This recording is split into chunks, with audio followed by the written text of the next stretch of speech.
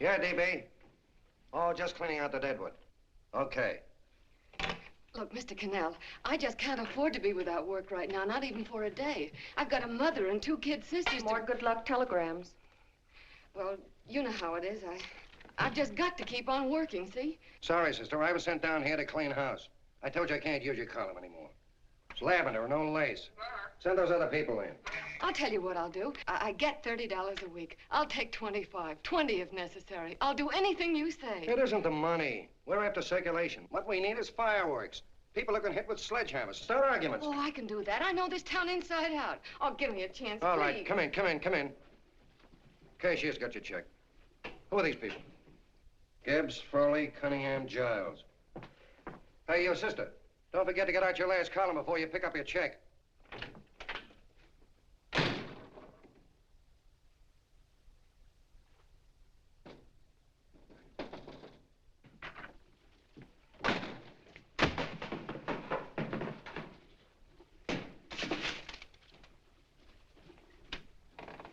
You're a couple of sticks shy in your column, man. Big rich slob like D.B. Norton buys a paper and 40 heads are chopped off. Did you get it, too? Yeah. You too? Oh, Joe. Oh, I'm sorry, darling. Why don't we tear the building down? Before you do, Ann, perhaps you'd better finish this column. Yeah, lavender and old lace. Wait, Joe. Wait. Wants fireworks, huh? Okay.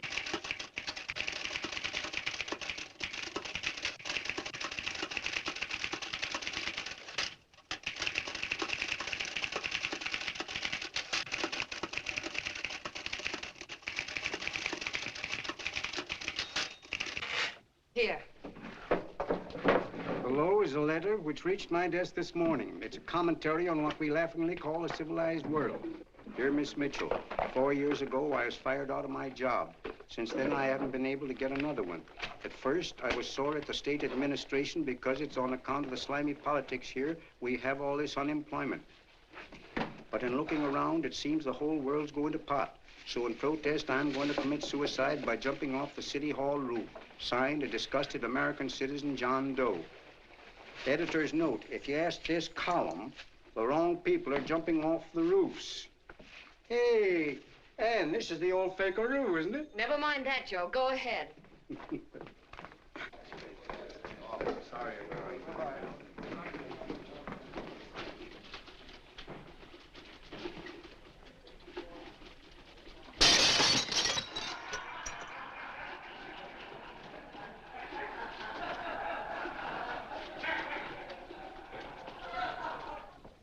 And it's because of the slimy politics that we have all this unemployment here. There it is.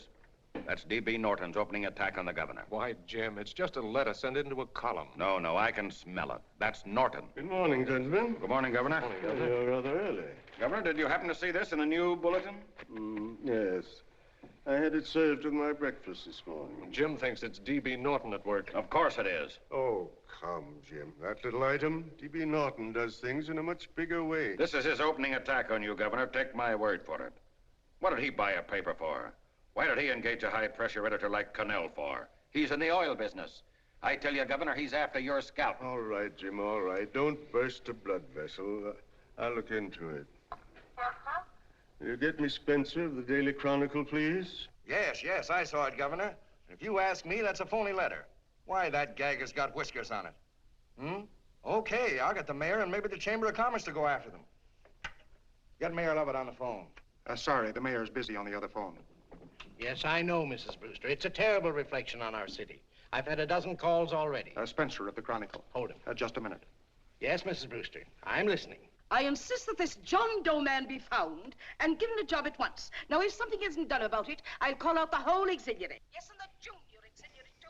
We'll hold a meeting and see that it is. Yes, Spencer? Who? The governor? Well, what about me? It's my building he's jumping off of, and I'm up for re-election, too. What are you doing? Get Connell at the bulletin. Why, he's liable to go right past my window. Get me Connell. What was that? What? Out the window. Something just flew by. I didn't see anything. Well, don't stand there, you idiot. Go and look. Open the window. Oh, why did he have to pick on my building? Is there a crowd in the street? No, sir. Then maybe he's caught on a ledge. Look again. I think it must have been a seagull. A seagull? What's a seagull doing around the city hall? That's a bad omen, isn't it? Oh, no, sir. The seagull is a lovely bird. It's all right, Mrs. Brewster. It was just a seagull. Can I help? Nothing's happened yet. No, I'm watching. Don't worry, Mrs. Brewster. Just leave it all to me. Spencer, I'll call you back. Hello, Connell? What are you doing? This is the mayor. Yes, Mayor Lovett. How many times are you going to call me? I've got everybody and his brother and sister out looking for him. Did you see the box I'm running? An appeal to John Doe. Think it over, John. Life can be beautiful, says Mayor. If you need a job, apply to the editor of this paper and so forth and so forth. Okay, Mayor, I'll let you know as soon as I have something. What? Well, pull down the blinds. Been up to Miss Mitchell's house, boss. Boy, she's in a bad way. Where is she? Hey, do you know something? She supports a mother and 2 kids. What do you know about that? Did you find her? No. Her mother's awful worried about her. When she left the house, she said she was going on a roaring drum. The girl, I mean. Go out and find her. Sure. Hey, but the biggest thing I didn't tell you, her old man's Doc Mitchell. You know the doctor saved my mother's life and wouldn't take any money for it? You remember that. Okay, boss, I'll go and look for her. Holy smokes, Commissioner, you've had 24 hours. Okay, Hawkshaw, grab a pencil. Here it is again. About 5'5", brown eyes, light chestnut hair, and as fine a pair of legs as ever walked into this office. Did you want to see me? No. I've had the whole Army and Navy out searching for you because that's a game we play here every day. I remember distinctly being fired. That's right. But you have a piece of property that still belongs to this newspaper, and I'd like to have it. What's that? The letter. What letter? The letter from John Doe. Oh. The whole town's in an uproar. We've got to find him, and the letter's the only clue. There is no letter. We'll get a handwriting expert to... What? There is no letter. Say that again. There's no letter. I made it up. You made it up. Mm-hmm. You said you wanted fireworks. Don't you know there are 9 jobs waiting for this guy? 22 families want to board him free. 5 women want to marry him, and the mayor's practically ready to adopt him, and you... Just call the morgue, boss. He said there's a girl there. Shut up. Ann! Say, why didn't you... Beanie. Only one thing to do, Hank. Drop the whole business quickly. How? Run a story. Say John Doe was in here and is sorry he wrote the letter and... That's right. They've got it, sure. He came in here and I made him change his mind. Bulletin editor saves John Doe's life. Why, it's perfect. I'll have Ned write it up. Oh, Ned, I got a story I want you to... Wait a minute. Listen, you great, big, wonderful genius of a newspaper man. You came down here to shoot some life into this dying paper, didn't you? Well, the whole town's curious about John Doe, and boom, just like that, you're going to bury him. There's enough circulation in that man to start a shortage in the ink market. In what man? John Doe. What John Doe? John Doe, the one I made up. Look, genius, now look. Suppose there was a John Doe and he walked into this office. What would you do? Find him a job and forget about the whole business, I suppose, huh? Not me. I'd make a deal with him. A deal? Sure, when you get hold of a stunt that sells papers, you don't drop it like a hot potato. Well, this is good for at least a couple of months. You know what I'd do? Between now and, let's say, Christmas when he's going to jump, I'd run a daily on. Starting with his boyhood, his schooling, his first job. A wide-eyed youngster facing a chaotic world. The problem of the average man, of all the John Does in the world. Now, Then comes the drama. He meets discouragement. He finds the world his feet of clay. His ideals crumble, so what does he do? He decides to commit suicide and protest against the state of civilization. He thinks of the river, but no, he has a better idea. The city hall. Why? Because he wants to attract attention. He wants to get a few things off his chest, and that's the only way he can get himself heard. So? So he writes me a letter, and I dig him up. He pours out his soul to me. And from now on, we quote, I protest by John Doe. He protests against all the evils in the world. The greed, the lust, the hate, the fear. All of man's inhumanity to man. Arguments will start. Should he commit suicide or should he not? People will write in pleading with him. But no, sir. John Doe will remain adamant. On Christmas Eve, hot or cold, he goes. See?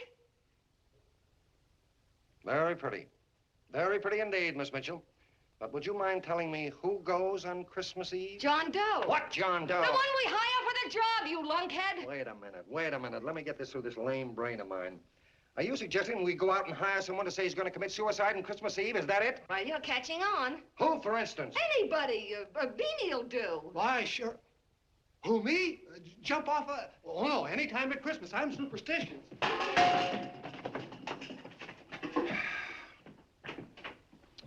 Miss Mitchell, do me a favor. Will you go on out and get married and have a lot of babies, but stay out of newspaper business? Better get that story in, Hank. It's getting late. You're supposed to be a smart guy. If it was raining $100 bills, you'd be out looking for a dime you lost someplace. Holy smokes, wasting my time listening to this mad woman. Look, Chief, look at the Chronicle. It's running on John Doe. They say it's a fake. Why, the no good the... John Doe story, amateur journalism. It's palpably phony. It's a wonder anyone is taking it serious. What do you think of those guys? That's fine. That's fine. Now fall right into their laps. Go ahead. Say John Doe walked in and called the whole thing off. You know what that's going to sound like on top of this. That's all, Ned. Thank you. All right. Amateur journalism, huh? Why, that bunch of sophomores. I can teach them more about... Hey, boss, get a load of this. What? Look. What do they want? They all say they wrote the John Doe letter. Oh, they all wrote the letter. Tell them all to wait. Look, Mr. Cannell, one of those men is your John Doe. They're desperate and will do anything for a cup of coffee. Pick one out and you can make the Chronicle eat their words. I'm beginning to like this. If you ask me, Hank, you're playing around with dynamite. No. The gal's right. We can't let the Chronicle get the laugh on us. We've got to produce a John Doe now. Amateur journalism, huh? I'll show those guys. Sure, and there's no reason for them to find out the truth either, because naturally, I won't say anything. Okay, sister, you get your job back. Plus a bonus.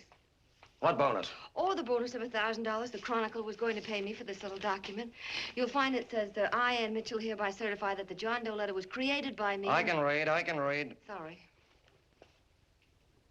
You think this is worth $1,000, do you? Oh, the Chronicle would consider it dirt cheap. Packs everything, including a gun. Okay, sister, you got yourself a deal. Now let's take a look at the candidates. The one we pick has got to be the typical average man. Typical American that can keep his mouth shut. Show me an American who can keep his mouth shut and I'll eat him. Okay, Beanie, bring him in one at a time.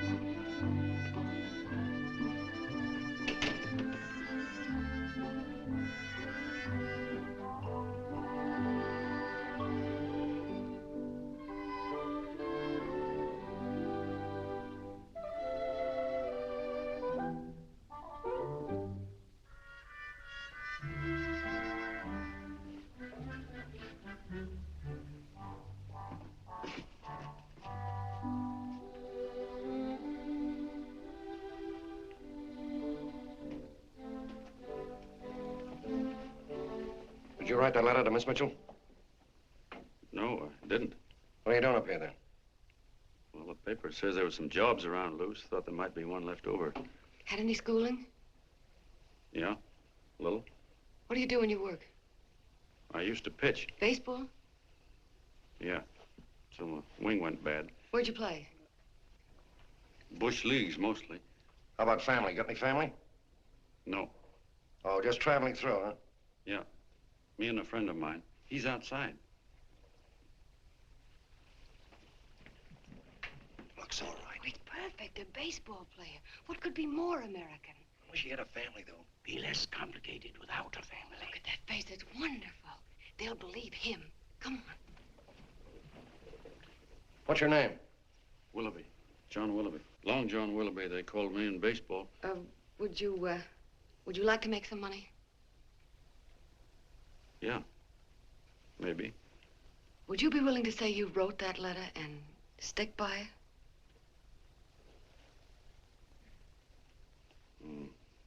I get the idea. Yeah. Maybe. That's our man. He's made to order. I don't know. He don't seem like the kind of a guy that'd fall in line. When you're desperate for money, you do a lot of things, Mr. Cannell. He's our man, I tell you. He's fainted. Get the water quickly. Hurry up, Pop. Oh. Right here, sit down. You all right? Yeah, I'm all right. How many is that, 6?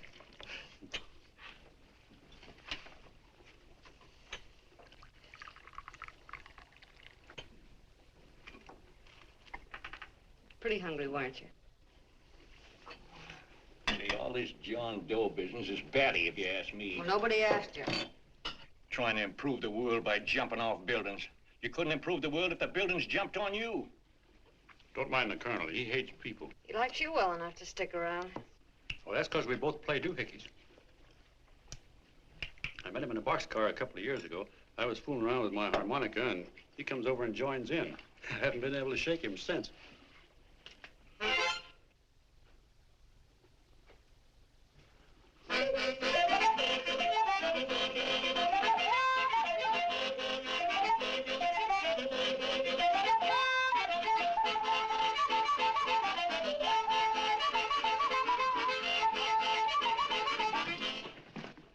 Here he is. No, you can't take pictures of him like that, eating a sandwich and with a beard. But he's going to jump off a building. Yes, but not because he's out of a job. That's not news. This man's going to jump as a matter of principle. Well, maybe you're right. We'll clean him up and put him in a hotel room under bodyguards. We'll make a mystery out of him. Did you speak to Mr. Norton? Thinks it's terrific. Says for us to go the limit. Wants us to build a bonfire under every big shot in the state. Oh, swell. Is that the contract? Yeah. What's he doing here? Friend of his. They play duets together. Duets? But can we trust him? Oh. I trust him. Oh, you trusted me. Well, that's fine. I suppose he trusts you, too. Oh, stop worrying. He's all right. Okay, but we don't want more than a couple of hundred people in on this thing. Now, the first thing I want is an exact copy of the John Doe letter in your own handwriting. I've got it already. Here. No, that's fine. Now, I want you to sign this agreement. It gives us an exclusive story under your name, day by day, from now until Christmas. On December 26th, you get 1 railroad ticket out of town. And the bulletin agrees to pay to have your lawn fixed. That's what you want, isn't it? Yeah, but it's got to be by Bonesetter Brown. Okay, Bonesetter Brown goes. Here, sign it. Meanwhile, here's $50 spending money. That's fine. Beanie? Yes, boss. Take charge of him. Get him a suite at the Imperial and hire some bodyguards. Yeah, and some new clothes, Beanie. You think we better have him deloused? Yeah. Both of them? Yes, both of them, but don't let them out of your sight. Hey, Beanie, gray suit, huh? Yeah. Okay, fellas.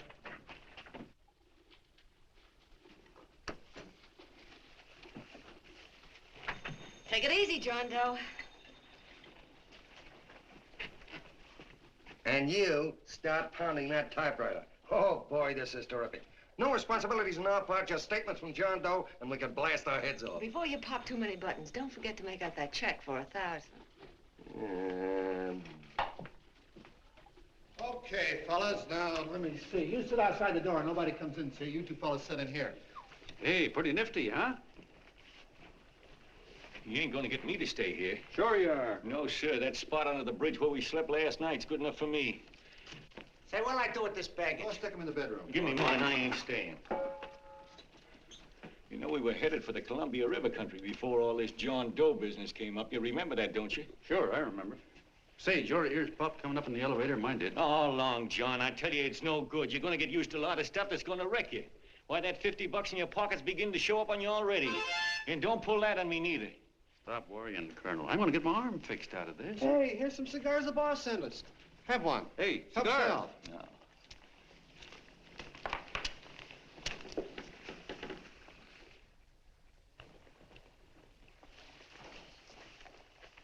say, I'll bet you even the major leaguers don't rate an outfit like this. Here, make yourself comfortable. Paper? I don't read no papers, and I don't listen to radios either. I know the world's been shaped by a drunken barber, and I don't have to read it. I've seen guys like you go under before. Guys that never had a worry. Then they got a hold of some dough and went goofy. The first thing that happens to a guy... Hey, did you get a load of the bedroom? No. The first thing that happens to a guy like that, he starts wanting to go into restaurants and sit down at a table and eat salads and cupcakes and tea. Boy, what that kind of food does to your system.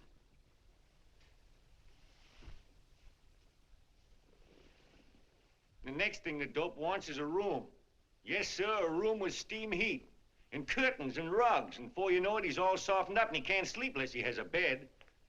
Hey, stop worrying, Colonel. $50 ain't gonna ruin me. I've seen plenty of fellas start out with $50 and wind up with a bank account. Hey, what's the matter with the bank account anyway? And let me tell you, Long John, when you become a guy with a bank account, they got you. Yes, sir, they got you. Who's got him? The helots. Who? Hey, there's the City Hall tower I was supposed to jump off of. It's even higher than this. Who's got him? The helots. Woo! Hey, wait a minute! You're not supposed to jump till Christmas Eve. Do you want to get me in a jam? If it's gonna get you in the jam, we'll do you a favor. I won't jump. And when they got you, you got no more chance than a road rabbit. Hey, who'd you say was gonna get him? Say, is this one of those places where you ring if you want something? Yeah, just use the phone. Boy, I've always wanted to do this. Hey, Doc, look. Look, Doc. Give me that again, will you? Who's gonna get him? The helots. Who are they? Listen, Sucky, you ever been broke? Sure, mostly often. All right. You're walking along. Not a nickel in your jeans. You're free as the wind. Nobody bothers you. Hundreds of people pass you by in every line of business. Shoes, hats, automobiles, radios, furniture, everything. And they're all nice, lovable people. And they let you alone. Is that right? Then you get a hold of some dough, and what happens? All those nice, sweet, lovable people become helots. A lot of heels. They begin creeping up on you, trying to sell you something. They get long claws, and they get a stranglehold on you. And you squirm, and you duck, and you holler, and you try to push them away, but you haven't got a chance. They got you. First thing you know, you own things. A car, for instance. Now your whole life is messed up with a lot more stuff. You get license fees, and number plates, and gas, and oil, and taxes, and insurance, and identification cards, and letters, and bills, and flat tires, and dents, and traffic tickets, and motorcycle cops, and courtrooms, and lawyers, and fines, and a million and one other things. And what happens? You're not the free and happy guy you used to be. You gotta have money to pay for all those things. So you go after what the other fellas got. And there you are. You're a helot yourself.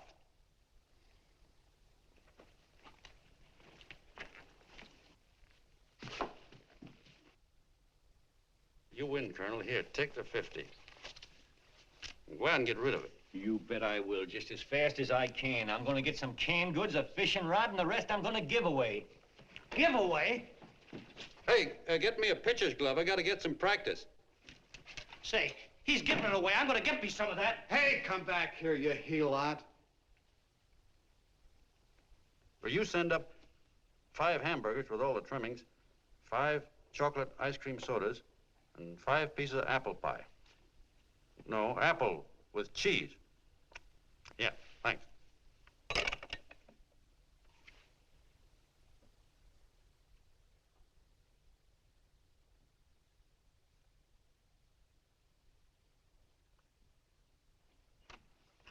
Hello there.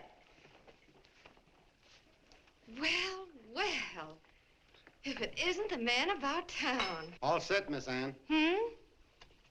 Oh, yes. Let's go.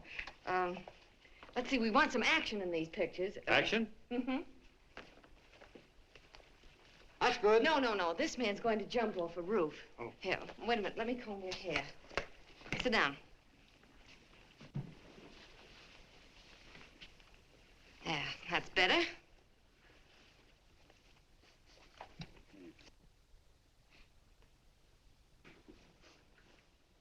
You know, he's got a nice face, hasn't he? Yeah, he's pretty. Here, sit down, quiet egghead. All right, now a serious expression. Can't. I'm feeling too good. Oh, come on now. This is serious. You're a man disgusted with all of civilization.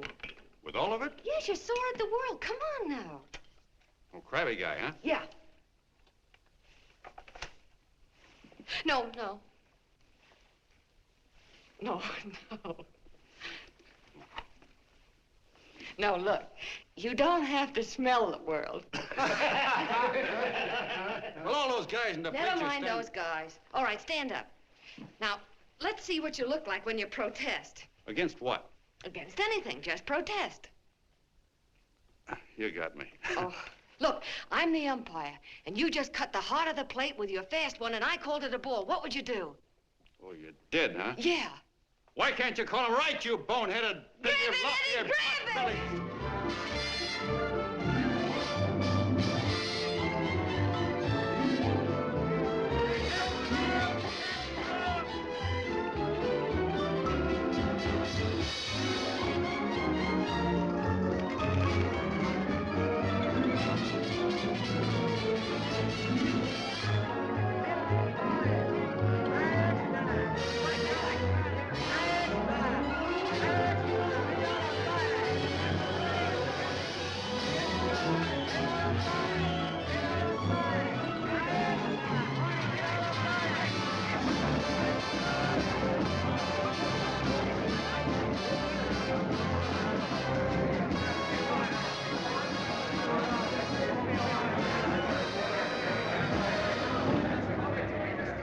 I don't care whose picture they're publishing. I still say that this John Doe person is a myth, and you can quote me on that. And I'm going to insist on his being produced for questioning. You know as well as I do that this whole thing is being engineered by a vicious man with a vicious purpose, Mr. D.B. Norton.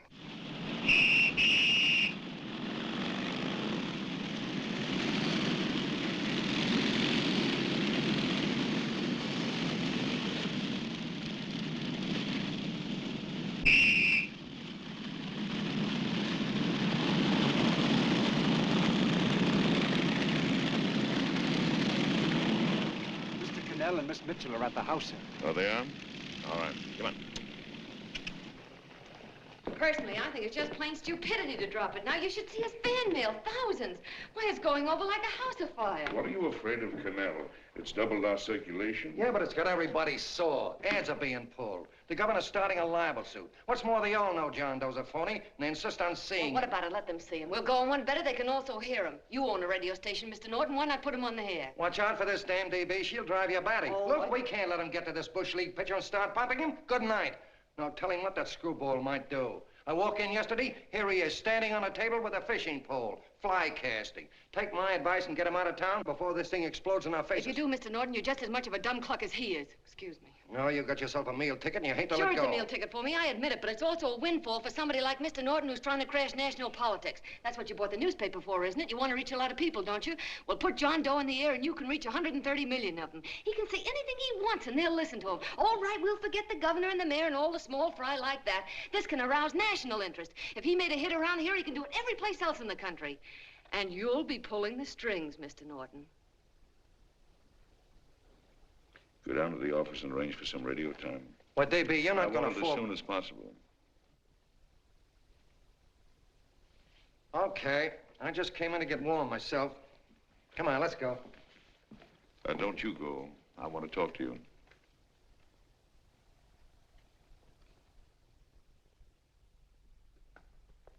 Sit down.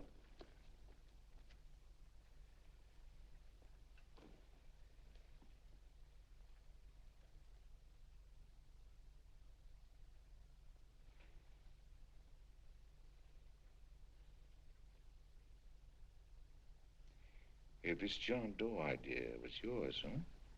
Yes, sir.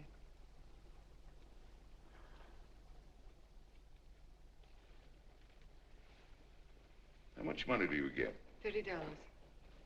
$30. Well, what are you after? I mean, what do you want? A journalistic career? Money. Money? Well, I'm glad to hear somebody admit it. Do you suppose you could write a radio speech that would put that fellow over? Oh, I'm sure I can. Do it, and I'll give you $100 a week. $100? That's only the beginning. You play your cards right, and you'll never have to worry about money again.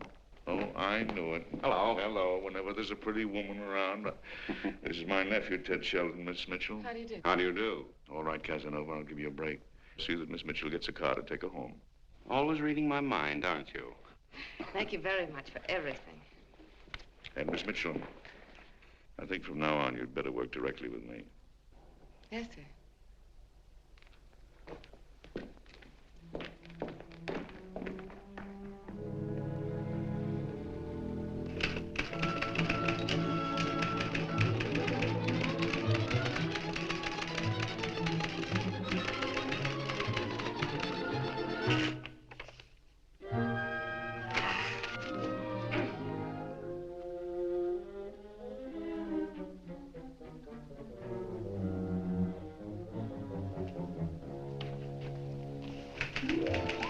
Hey!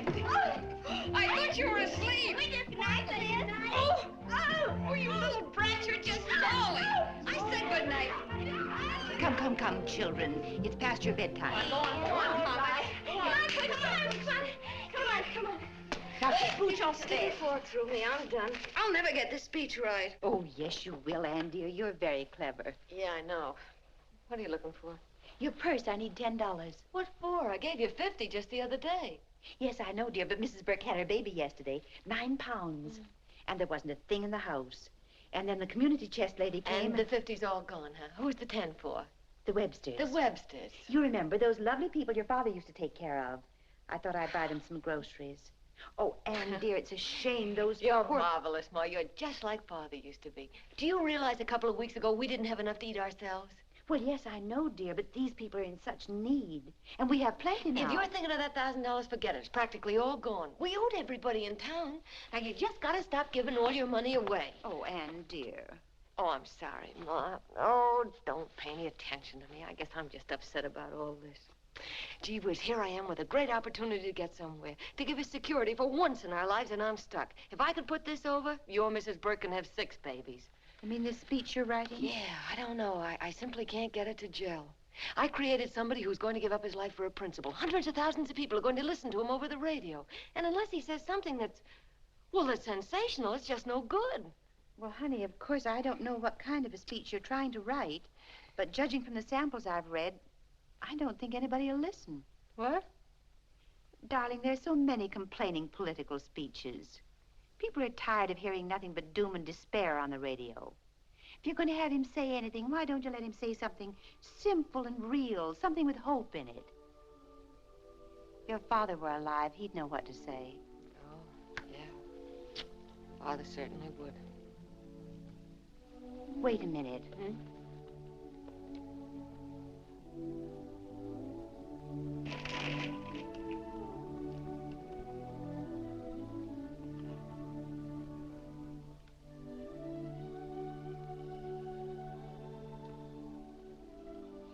That's your father's diary, Anne.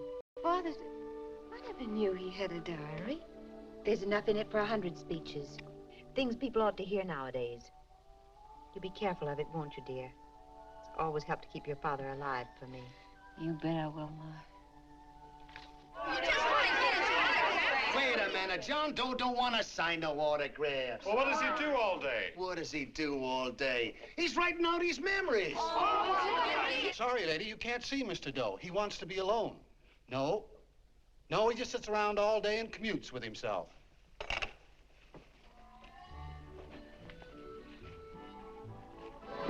Oh!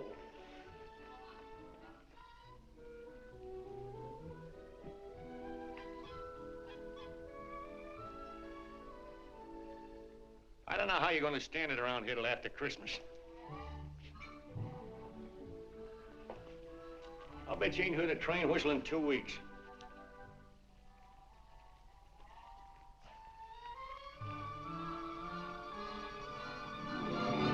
Steve, right!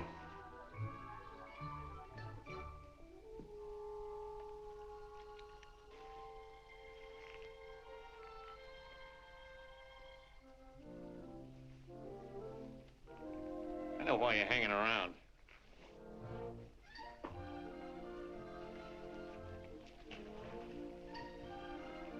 You're stuck on the girl. That's all a guy needs, is to get hooked up with a woman.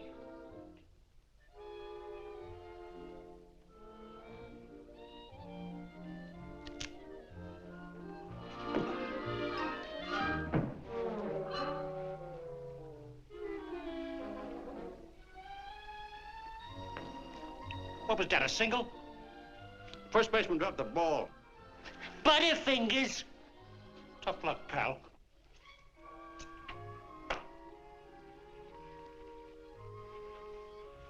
Guy has a woman on his hands. First thing he knows, his life is balled up with a lot more things. Furniture and...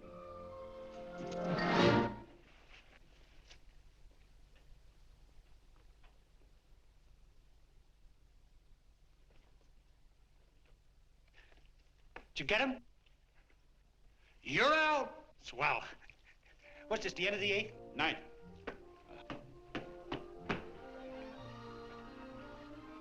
Hey, Beanie, there's a couple of mugs from the Chronicle snooping around out here. Ah.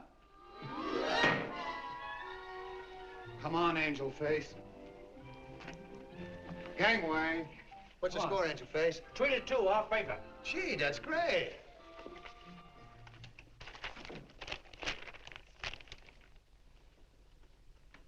Hey, you got swell form there. Must have been a pretty good pitcher. Pretty good. Say, I was just about ready for the major leagues when I chipped a bone in my elbow. I got it pitching a 19-inning game. 19? Yeah. There was a major league scout there watching me, too. And he came down after a game of the contract. You know what? I couldn't lift my arm to sign it. I'll be okay, though, as soon as I get it fixed up. It's too bad. What do you mean, too bad? Huh? Oh, that you'll never be able to play again. What are you talking about? I just told you I was going to get Well, you know how they are in baseball if a guy's mixed up in a racket. Racket? What do you mean? Well, I was just thinking about this John Doe business. Why, as soon as it comes out it's all a fake, you'll be washed up in baseball, won't you? Yeah. Hey, doggone. I never thought about that.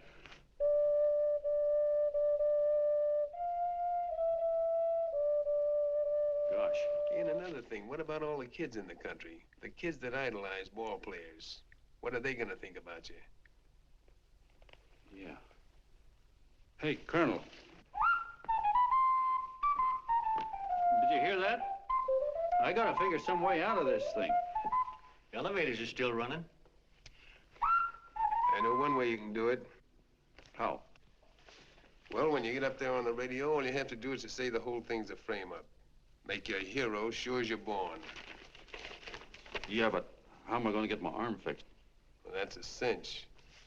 I know somebody that'll give you $5,000 just to get up on the radio and tell the truth. $5,000? Yeah, $5,000, and he gets it right away. You don't have to wait till Christmas.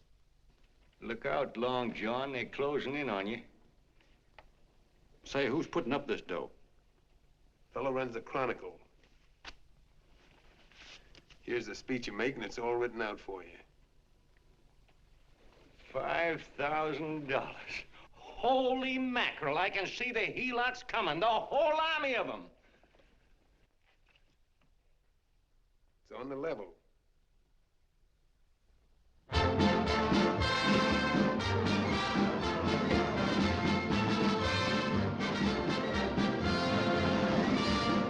No, I'm sorry. Tickets for the broadcast are all gone. Phone the bulletin. Sorry, no more tickets left.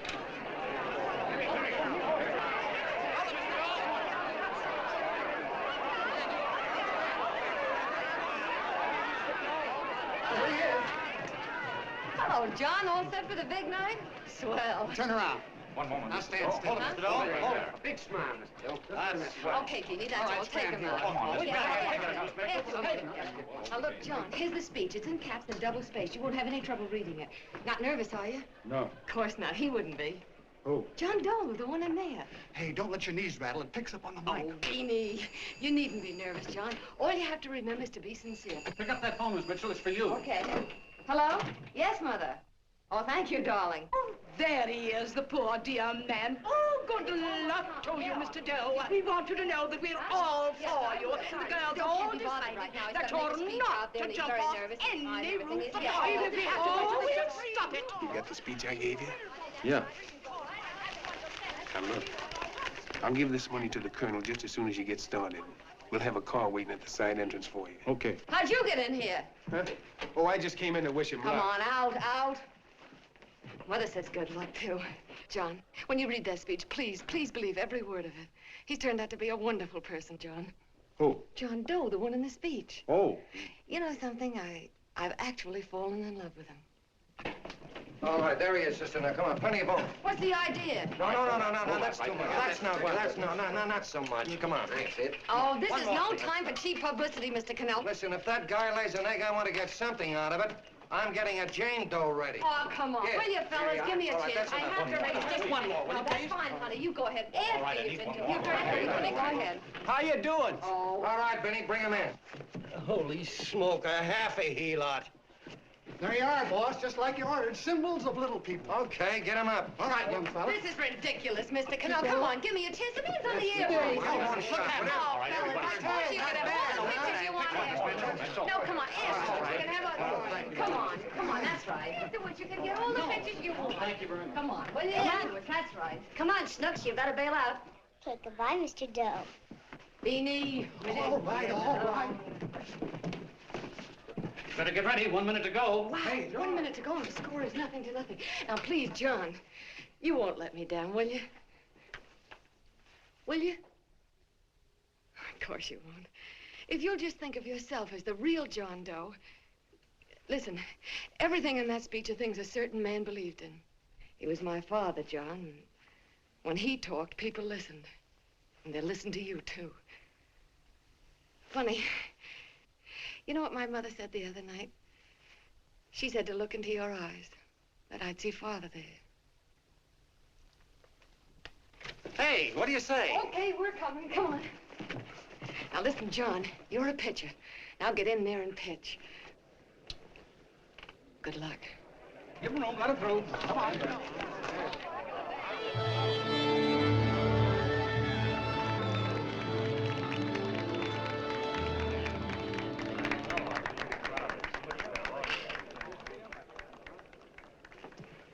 Hey, let's get out of here. There's the door right there. Hey, what are you doing here? That's what I'd like to know. Come on, out. Hey, he's a friend of mine. Never mind, let him alone. He's all right.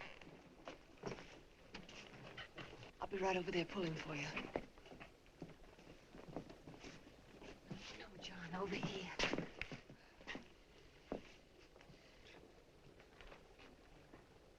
Stand by.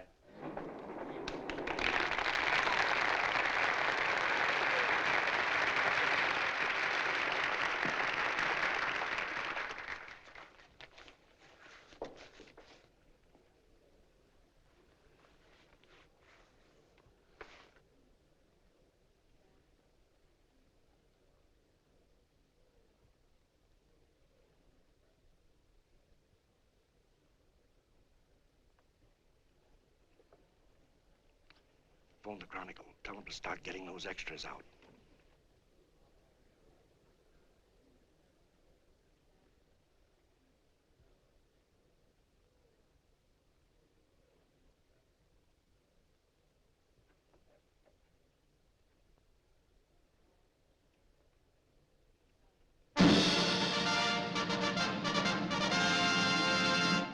And good evening, ladies and gentlemen. This is Kenneth Fry speaking for the New Bulletin.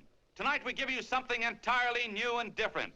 Standing beside me is the young man who has declared publicly that on Christmas Eve he intends to commit suicide, giving as his reason, quote, "I protest against the state of civilization," end quote. Ladies and gentlemen, the New Bulletin takes pleasure in presenting the man who is fast becoming the most talked of person in the whole country, John Doe.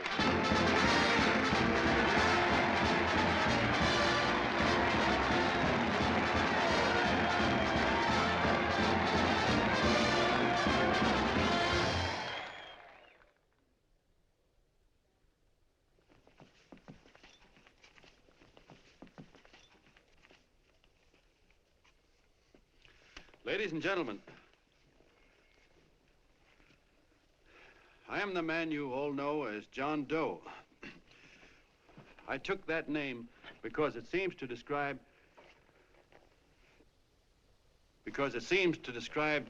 the average man. And that's me. And that's me. Well, it was me before I said I was going to jump off the city hall roof at midnight on Christmas Eve. Now I guess I'm not average anymore. Now I'm getting all sorts of attention. From big shots, too. We've been double-crossed. The mayor and the governor, for instance. They don't like those articles I've been writing. You're an imposter, young fellow. That's a pack of lies you're telling. Who wrote that speech for you? Benny, get that guy. Hey, kid.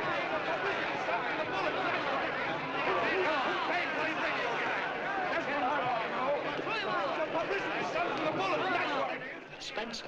Ladies and gentlemen, the disturbance you just heard was caused by someone in the audience who tried to heckle Mr. Doe. The speech will continue.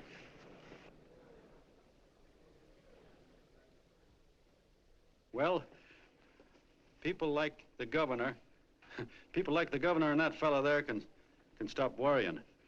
I'm not going to talk about them. I'm going to talk about us, the average guys, the John Does. If anybody should ask you what the average John Doe is like, you couldn't tell him because he's 1,000,001 things. He's Mr. Big and Mr. Small. He's simple and he's wise. He's inherently honest, but he's got a streak of larceny in his heart. He seldom walks up to a public telephone without shoving his finger into the slot to see if somebody left a nickel there.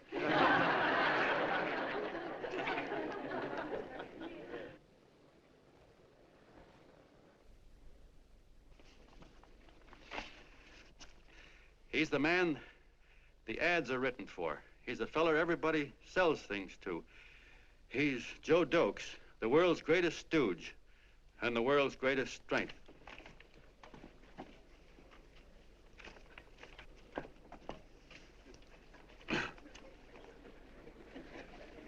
Yes, sir. Yes, sir, we're a great family, the John Does. We're the meek who are supposed to inherit the earth. You'll find us everywhere. We raise the crops, we dig the mines, work the factories, keep the books, fly the planes, and drive the buses. And when a cop yells, "Stand back there, you," he means us, the John Does. Well, what kind of a speech is that? Didn't you read it? We've existed since time began. We built the pyramids. We saw Christ crucified, pulled the oars for Roman emperors, sailed the boats for Columbus, retreated from Moscow with Napoleon, and froze with Washington at Valley Forge. Yes, sir. We've been in there dodging left hooks since before history began to walk. In our struggle for freedom, we've hit the canvas many a time, but we always bounce back because we're the people, and we're tough.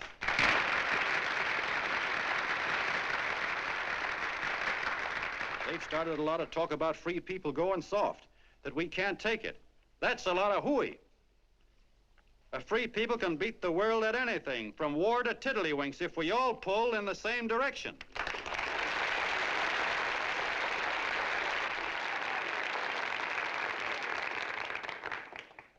I know a lot of you are saying, "What can I do? I'm just a little punk. I don't count." Well, you're dead wrong. The little punks have always counted, because in the long run, the character of a country is the sum total of the character of its little punks.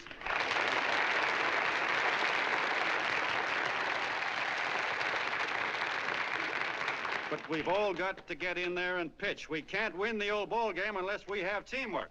And that's where every John Doe comes in. It's up to him to get together with his teammate. And your teammate, my friends, is the guy next door to you. Your neighbor. He's a terribly important guy, that guy next door. You're going to need him, and he's going to need you, so look him up. If he's sick, call on him. If he's hungry, feed him. If he's out of a job, find him one. To most of you, your neighbor is a stranger, a guy with a barking dog and a high fence around him. Now, you can't be a stranger to any guy that's on your own team. So tear down the fence that separates you. Tear down the fence, and you'll tear down a lot of hates and prejudices. Tear down all the fences in the country, and you'll really have teamwork.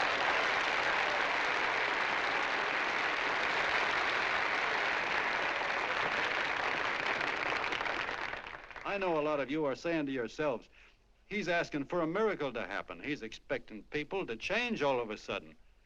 Well, you're wrong. It's no miracle. It's no miracle because I see it happen once every year, and so do you, at Christmas time. There's something swell about the spirit of Christmas, to see what it does to people, all kinds of people. Now, why can't that spirit, that same warm Christmas spirit, last the whole year round? Gosh, if it ever did, if each and every John Doe would make that spirit last 365 days out of the year, we'd develop such a strength, we'd create such a tidal wave of goodwill that no human force could stand against it. Yes, sir, my friends. The meek can only inherit the earth when the John Does start loving their neighbors. You better start right now. Don't wait till the game is called on account of darkness. Wake up, John Doe. You're the hope of the world.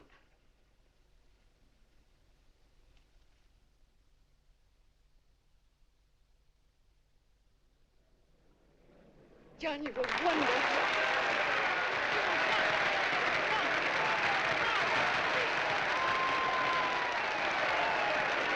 Let's get out of here. Now you're talking.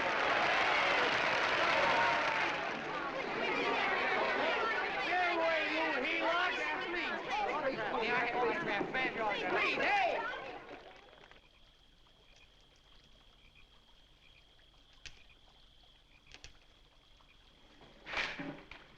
I knew you'd wake up sooner or later. Boy, am I glad we got out of that mess. I had the $5,000 sewed up. Could have been on my way to old Doc Brown.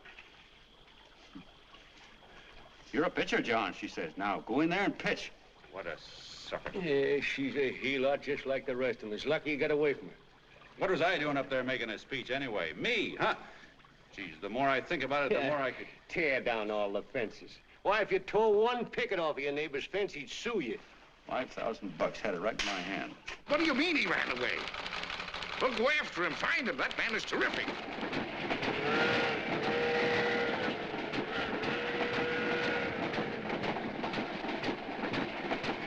Columbia River, here we come.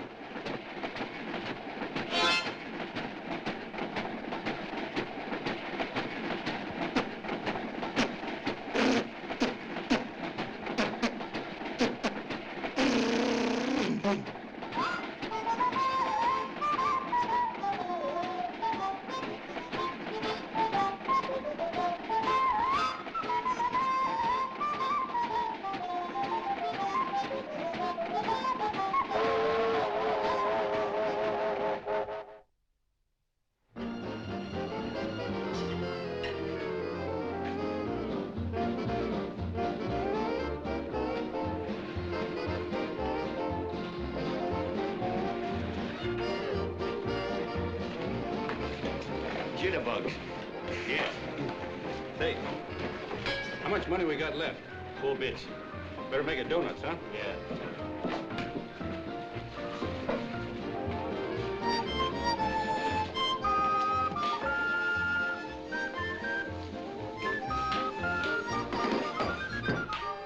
What'll it be, gents? Have you got a couple of steaks about that big and about that thick? Yeah, with hash brown potatoes and tomatoes and apple pie and ice cream and coffee. And donuts, I know. Hey, Ma, Seekers, a pair. Fingers a pair coming up. Glad he took the tea out of that.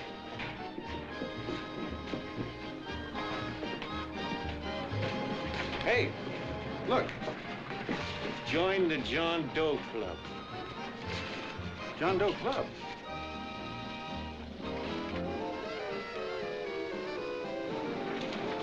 Uh-oh. You John Doe? Who? John Doe. Ah, you need glasses, buddy. Oh, but Jay, it's a spitting image of John Doe. Yeah, but his name is Willoughby. I'm John Willoughby. I'm a baseball player. Sure. Oh, no, I'd know that voice anyway. You can't kid me. You're John Doe. Hey, Ma! Ma! That's John Doe. John Doe. Yeah, sitting right there, big as life. Who'd you say it was? John Doe, the big guy there. Pictures in the paper. That's John Guy. John Doe. John Doe. Sitting right there, John Doe. Hey, operator, Dan's Beanery. Look, call everybody in town. John Doe was just in my place. Yeah, he ordered donuts.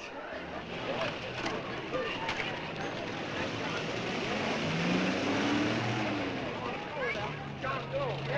Let's see John Doe. Come on. John Doe. We're all neighbors. And my office is packed like a sardine box. What does John Doe look like, Mr. Mayor? Oh, he's one of those great big outdoor type men. No, you can't see him. You didn't vote for me the last time. Shame on you. What are you doing there? Get off my front porch anyhow. Mr. Norton come yet? Oh, well, I wonder where he's at. What's keeping him? He should have been here 15 minutes ago. Oh, there he comes now. Now, everybody on your dignity. Don't do anything to disgrace us. A little town, but we got to show off. Better let me talk to him. All right, but present it to him as a great cause for the common man. Ah, here they come. Now, give him room down there. Give him room, folks. Come on now. Come on. Here they come. Here they come. Here's Mr. Norton. How do you do, Mr. Norton? I'm Mayor Hawkins. Here's Mr. Norton. Let me go, you darn fool. I'm the mayor. Mr. Norton. Mr. Norton. Mr. Norton. I'm Mayor Hawkins. Your office telephoned me to hold him. Well, that's fine. How is he? Oh, he's fine. He's right in my office there. You know, it's a big honor having John Doe here, and you too. Haven't had so much excitement since the old city hall burned down. People are so excited and their tourists clothes off. Oh, Matilda, darling, phone the newspapers, tell them Mr. Norton's here. Step right inside, Mr. Norton. My office. Very comfortable here, Mr. Norton. Just had it air conditioned. Gangway, please. Make room for Mr. Norton. Gangway. Gangway. Here he is, Mr. Norton. Well taken care of. The neighbors are serving him a light lunch. Hello, John. Well, Mr. Mayor, if you don't mind, we'd like to talk to him alone. Why, certainly, certainly. All right, everybody. Clear out. Everybody, quickly now. Come on. Come on. Come on. That's it. All right. Don't argue with me here. Wait till we get home. Don't you push me around like that. Even though I'm your wife, you can't push me around. Look, Mr. Norton, I think you got a lot of nerve having those people hold us here. There's nobody holding you here, Mr. Doe. It's only natural that There's nobody holding us here. Let's get going. Incidentally, my name isn't Doe. It's Willoughby. Look, John, something terribly important's happened. They're forming John Doe clubs. We know of 8 already, and they say that there's John Doe clubs? What for? To carry out the principles you talked about in your radio speech. I don't care what they're forming. I'm on my way, and I don't like the idea of being stopped either. Oh, but you don't know how big this thing is. You should see the thousands of telegrams we've received and what they're saying about you. Look, it started as a circulation stunt, didn't it? Well, you got your circulation. Now, why don't you let me alone? Oh, it started as a circulation stunt, but it isn't anymore. Mr. Norton wants to get back of it and sponsor John Doe clubs all over the country. He wants to send you on a lecture tour. Me? Uh-huh. Well, certainly, with your ability to influence people, it might grow into a glorious movement. Say, let's get something straight here. I don't want any part of this thing. If you got an idea I'm going around lecturing at people, why, you're crazy. Baseball's my racket, and I'm sticking to it. Come on, Colonel, let's get out of here. John, please. I just got rid of one crowd. Oh, but please, Mr. Mayor, tell him the John Doe Club wants to talk to him. Let them in, Mr. Mayor. Let them come in. Okay, folks, but remember your manners. No stampeding. Walk slow, like you do when you come to pay your taxes.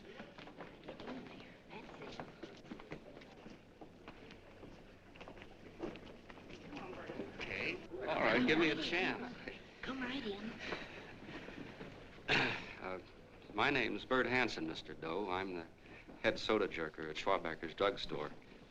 Well, sir, you see, me and my wife, we heard your broadcast, and we got quite a bang out of it, especially my wife. Kept me up half the night saying, that man's right, honey. The trouble with the world is nobody gives a hoot about his neighbor. That's why everybody in town's sore and cranky at each other. And I kept saying, well, that's fine, but how's a guy gonna go around loving the kind of neighbors we got? Old Sourpuss, for instance. You see, Sourpuss Smithers is a guy lives all alone next door to us. He's a cranky old man that runs a second-hand furniture store. We haven't spoken to him for years.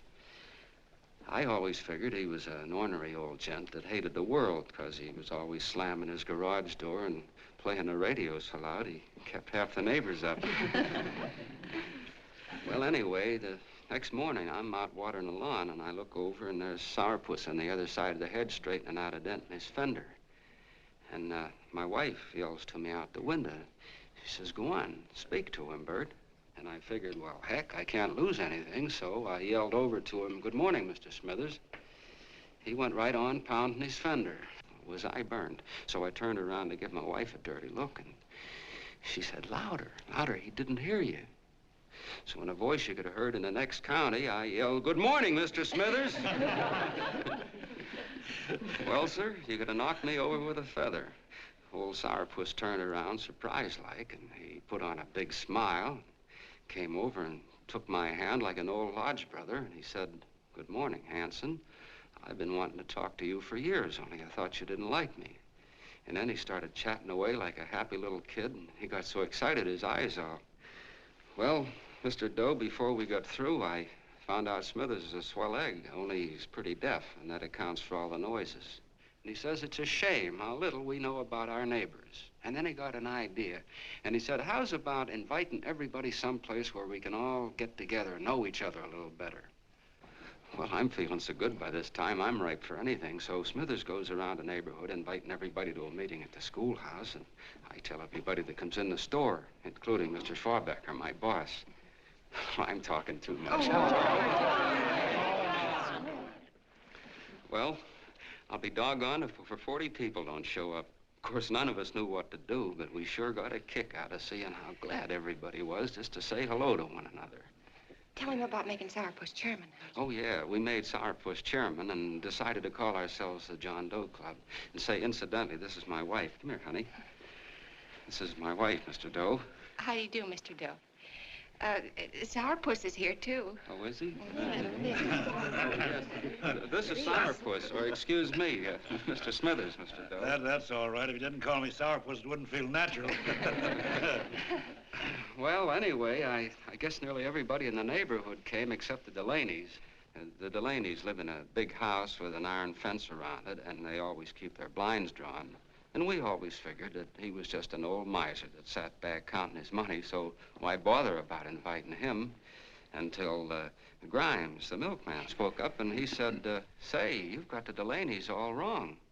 And then he tells us about how they canceled their milk last week, and how when he found a note in the bottle, he got kind of curious-like, and he sort of peeked in under the blinds and found the house was empty. If you ask me, he says, they're starving. Old man Delaney has been bringing his furniture over to my place at night, one piece at a time, and selling it. Yeah. And, well, sir, a half dozen of us ran over there to fetch him, and we brought him to the meeting. And what a reception they got. Why, everybody shook hands with him and made a fuss over them, and, well, finally, Mr. and Mrs. Delaney just sat right down and cried. And then we started to find out about a lot of other people. Yeah, sure. Well, you know Grubel, for instance. Grubel's here. See? Yeah, that's a... Of course, you don't know Grubel, but he's the man that everybody figured was the worst no-account in the neighborhood because he was living like a hermit and nobody would have anything to do with him. That isn't Little Murphy. The postman told us the truth. Why, Grubel, he says, he lives out of garbage cans because he won't take charity, because it'd ruin his self-respect, he says. Just like you said on the radio, Mr. Doe. Well, sir, about a dozen families got together and gave Grubel a job watering their lawns. Isn't that wonderful? And then we found jobs for 6 other people, and they've all gone off for leave. Yeah, and my boss, Mr. Schwabecker, made a job in his warehouse for old man Delaney. And he gave you that $5 raise. Yeah, wasn't that swell? Why, Bert, I feel slighted. I'd like to join, but nobody asked me. Oh, I'm sorry, Mayor, but we voted that no politician could join. Just the John Does of the neighborhood, because you know how politicians are. Well, the reason we wanted to tell you this, Mr. Doe, was just to give you an idea of what you started. And from where I'm sitting, I don't see any sense in you jumping off any building. No. Well, thank you for listening. Goodbye, Mr. Doe. You're a wonderful man, and it strikes me you can be mighty useful walking around for a while. Hey, goodbye, Mr. Doe. Goodbye, Mr. Doe.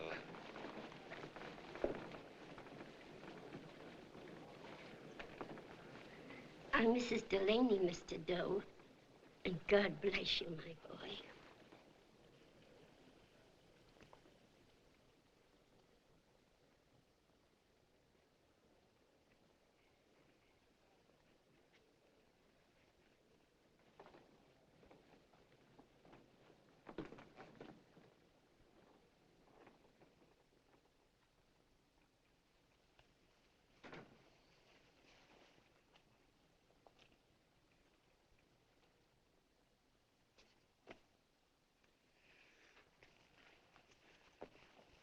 Gee whiz, I'm all mixed up.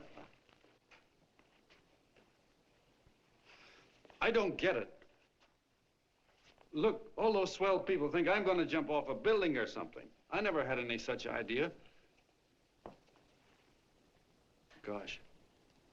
The fellow'd have to be a mighty fine example himself to go around telling other people how to... Say, look, what happened the other night was on account of Miss Mitchell here. She wrote the stuff. Don't you see what a wonderful thing this can be? But we need you, John. You're hooked. I can see that right now. They got you. Well, I'm through. For 3 years, I've been trying to get you up to the Columbia River country. First, it was your glass arm. Then it was the radio. And now it's the John Doe clubs. Well, I ain't waiting another minute. Gangway, you helots. Hey, Colonel, wait a minute. Oh, please, Mr. Doe. Hey, Colonel! I want you personally to go along with John Doe and Miss Mitchell and handle the press and the radio. Me? Yes, I don't want to take any chances. And Johnson. Yes, Stevie? Your crew will do the mop-up job. They'll follow John Doe into every town, see that the clubs are properly organized and the charters issued. Right. There are only 8 flags up there now. I want to see that map covered before we get through.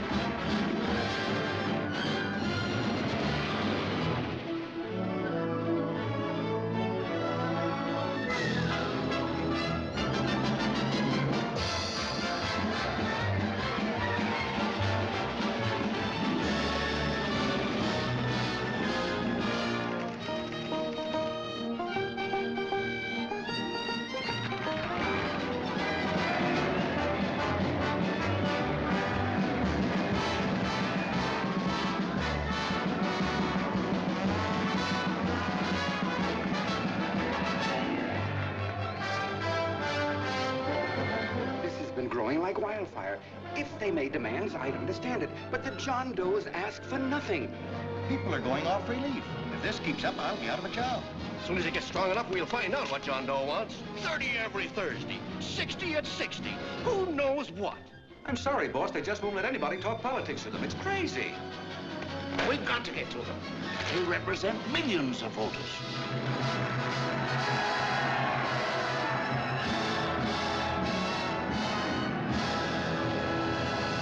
I tell you, ladies and gentlemen, this thing has been nothing short of a prairie fire. We've received so many applications for charters to the John Doe clubs, we haven't been able to take care of them. I'd hate to have that many pins stuck in me. This John Doe convention is a natural. It's going to put our city on the map. Why, over 2,400 John Doe clubs are sending delegates. Can you imagine that? You, Mr. Mayor, will be the official host. You will make the arrangements for decorating the city, parades, and a reception for John Doe when he gets home. And don't wear your high hat. No high hat? No high hat. And from you, Canelo, I want a special John Doe edition every day until the convention is over. And now, if you will, please step into the outer office and look your prettiest because there are photographers there to take pictures of this committee. Don't worry, D.B. Everything will be taken care of. Isn't it all too wonderful? Gather down here in an ice cream and I'll get an ice cream rug.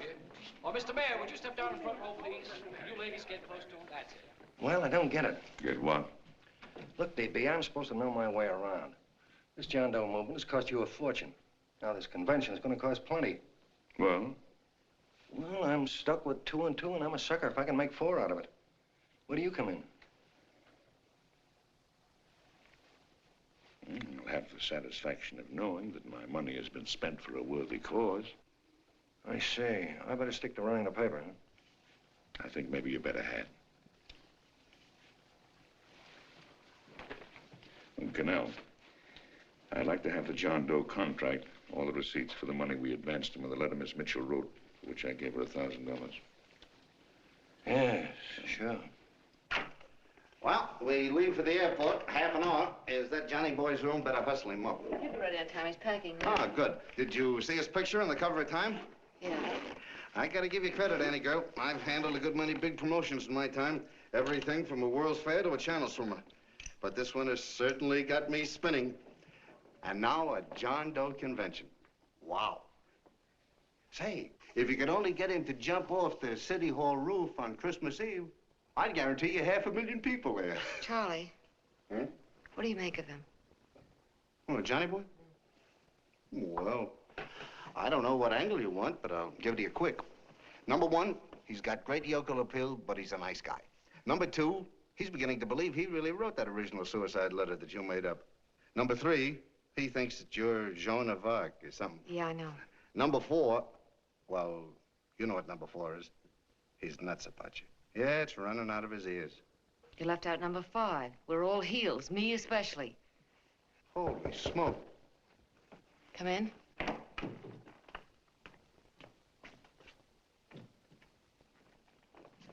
Small pack. Good, I'll go and get Beanie Boy. Okay, Charlie boy.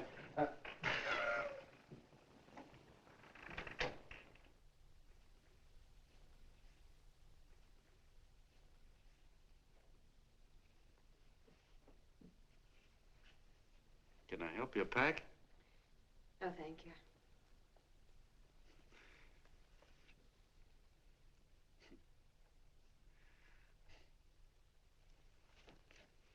Do you care if I sit down out here? No.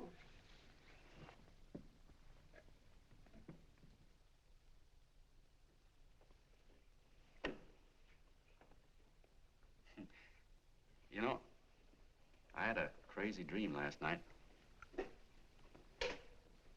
It was about you. About me? Yeah, sure was crazy. I dreamt I was your father.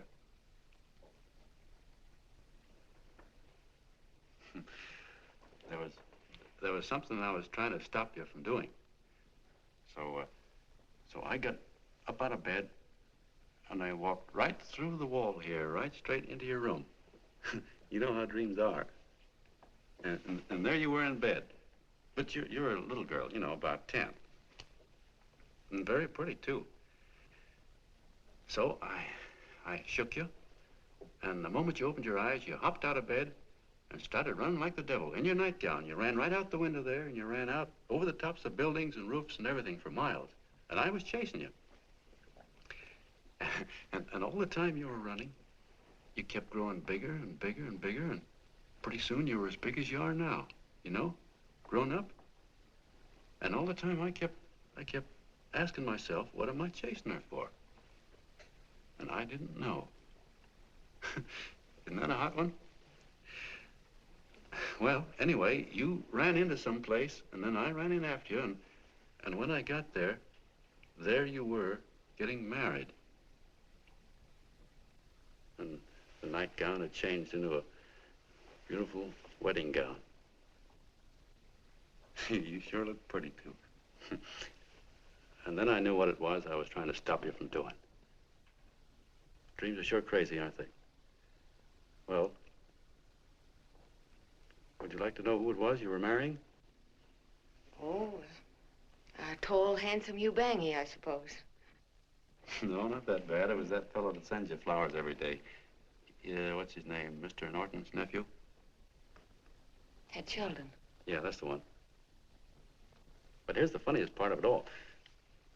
I was the fellow up there doing the marrying, you know, the justice of peace or something. You were? I thought you were chasing me. Well, yes, I was, but I was your father then, you see. But the real me, John Doe, or that is, Long John Willoughby, I was the fellow up there with the book. You know what I mean? I guess so. Then what happened? Well, I took you across my knee and I started spanking you. That is, I didn't do it. I mean, I did do it, but it wasn't me, you see. I was your father then. Well, I held you across my knee and I said, Annie, I won't allow you to marry a man that's just rich or that has his secretary send you flowers. The man you marry has got to swim rivers for you. He's got to climb high mountains for you. He's got to slay dragons for you. He's got to perform wonderful deeds for you. Yes, sir. And all the time, the guy up there, you know, with the book, me, just stood there nodding his head. And he said, go to it, Pop. Whack her one from me, because that's just the way I feel about it, too. So he said, come on down here and whack her yourself. So I came down and I whacked you a good one, see? Then he whacked you, and I whacked you another one, and we both started whacking you like... Well, if you're through whacking her, come on, let's get going. Okay, fellas, right in here. You go out the side entrance. There's a bunch of autograph seekers out front. We'll be down with the bags in a minute. Come on, don't make a government project out of this. Hi, Benny. When's our plane take off again? Couple of minutes. How many people do you think we've talked to already? Outside the radio, I mean. Oh, I don't know. About 300,000. 300,000. What makes them do it, Ann? What makes them come and listen and get up their John Doe clubs the way they do?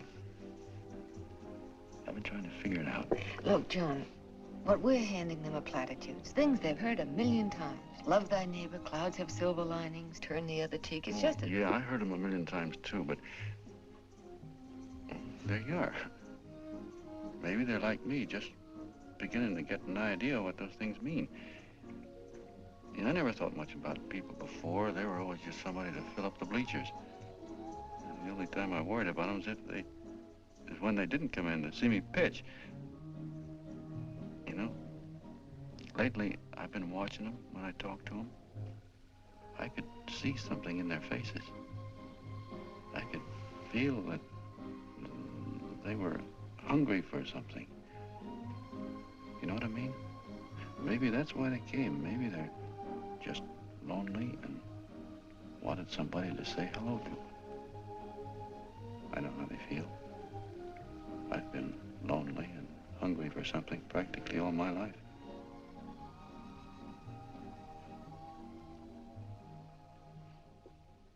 All aboard, folks.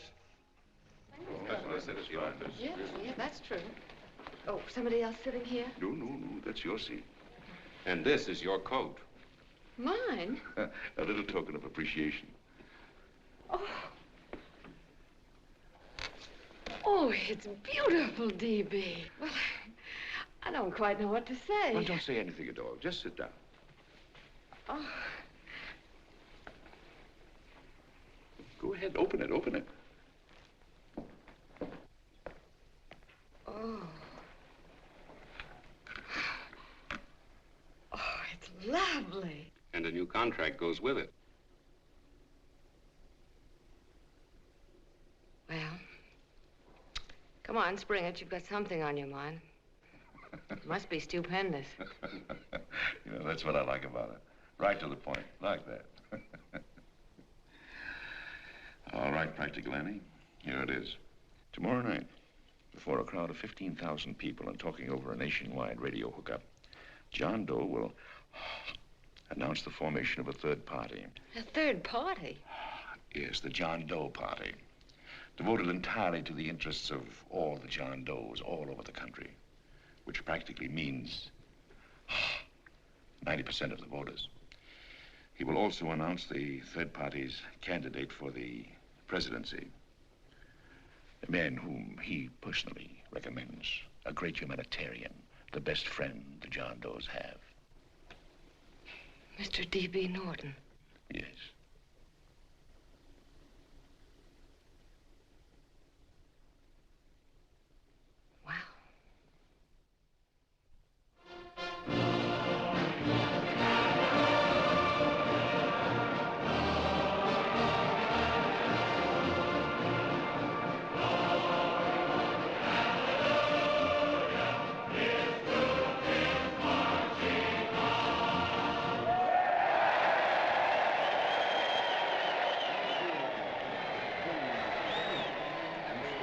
And although the opening of the convention is hours off, the delegates are already pouring into the ballpark by the droves, with lunch baskets, banners, and petitions asking John Doe not to jump off any roof.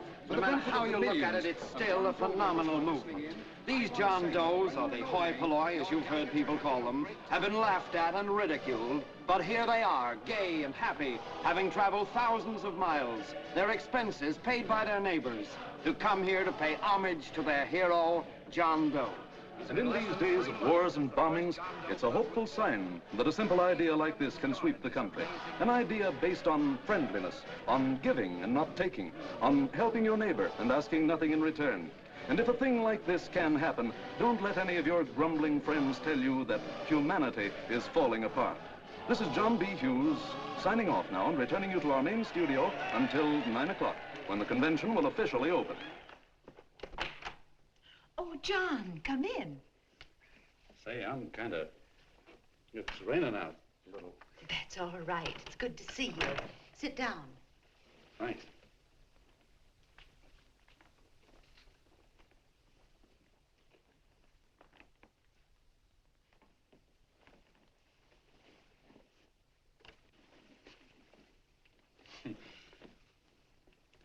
It's for Anne.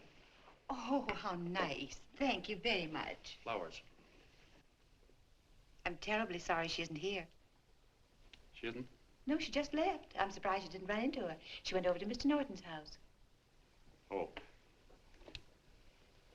Did you want to see her about something important? Yeah. Well, no, it'll wait. Say, he's a nice man, isn't he? Mr. Norton, I mean. He's done an awful lot for the...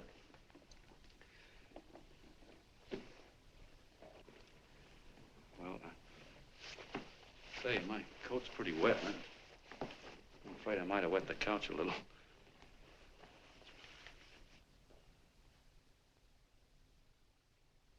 Well, I guess I'll see her at the convention later. Yes, of course. I'll see that she gets the flowers. Thanks. Good night, Mrs. Mitchell. Good night, John.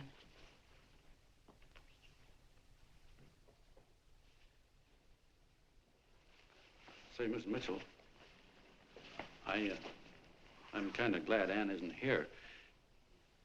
You see, I came over here hoping to see her alone, and kind of hoping I wouldn't, too, you know what I mean? There was something I wanted to talk to her about. But, well, it'll wait, I guess. Good night. Good night, John. Say, look, Mrs. Mitchell, have you ever been married?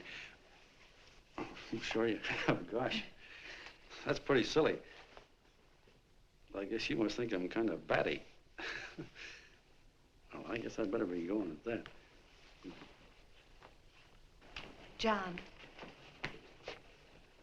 my husband said, I love you. Will you marry me? You did? What happened? I married him. Well, yeah, that's what I mean, see? It was easy as all that, huh? Uh-huh. Yeah, but look, Mrs. Mitchell, you know, I love Anne, and it's going to be awfully hard for me to say it because, well, you know, she's so wonderful. And, well, the best I ever was a Bush League pitcher. And, you know, I think she's in love with another man, the one she made up. You know, the real John Doe. Well, that's pretty tough competition. I bet you he'd know how to say it all right. On me, I get up to it and around it and in back of it, but I never get right to it. You know what I mean? So the only chance I've got is, well, if somebody could kind of give her a warning, sort of prepare her for the shock. You mean you'd like me to do it? Hmm? Well, I was thinking that, yeah, you know, sort of break the ice. Of course I will, John. See, thank you, Mrs. Mitchell. Hey, you're okay.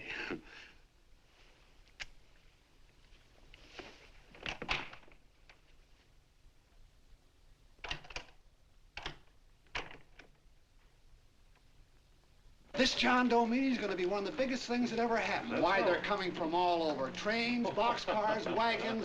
Look out! Hello, bodyguards. Hey, had your dinner yet? No, Jeff. Oh, that's all right. Well, look, no, go ahead and have your dinner. Wait a minute, John.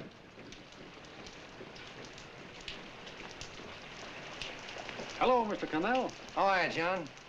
John, I want to have a little talk with you. What's the matter? Are you falling? Come here. Hey, boss. Oh, quiet. Say, tell me something. Did you read the speech you're going to make tonight? No, I never read the speeches before I make them. I get more of a kick out of it that way. Uh-huh. It's just exactly what I thought. Beanie, go on down to the old pop and give you the speech. There's a copy on my desk. Gee whiz, boss, you know Mr. Norton told me not to leave him, not even for a minute. Go on. We'll be at Jim's bar up the street. You're a nice guy, John. I like you. You're gentle. I always like gentle people. Me, I'm hard. Hard and tough. I got a use for hard people. Gotta be gentle to suit me. Like you, for instance.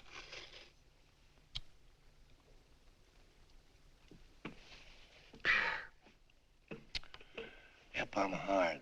But you want to know something? I've got a weakness. Never guess that, would you? Well, I have. Want to know what it is? Star-Spangled Banner. Screw you, huh? Well, maybe it is, but play the Star-Spangled Banner. I'm a sucker for it. Always gets me right here. Know what I mean? Yeah, it gets me right back here. Oh, back there, huh? Well, every man to his own taste. You weren't old enough. You weren't old enough for the World War, were you, Jim? No, of course not. No, you must have been just kidding. I was. I was just ripe and raring to go. You know what my old man did when I joined up? He joined up, too. Got to be a sergeant. And here's a kick for you. We were in the same outfit. Funny, huh? Hmm?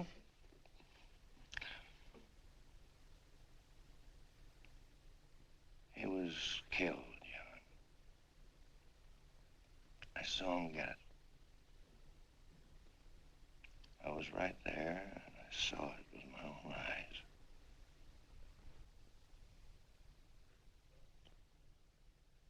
Me, I came out without a scratch. That is, excepting my ulcers.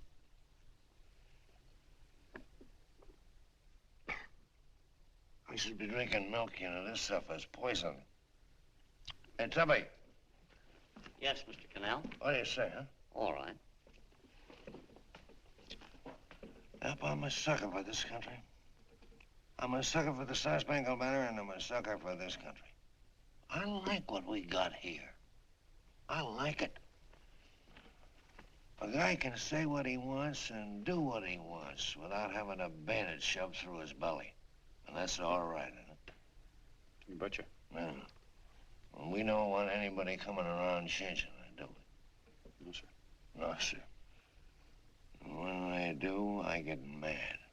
I get boiling mad. And right now, John, I'm sizzling.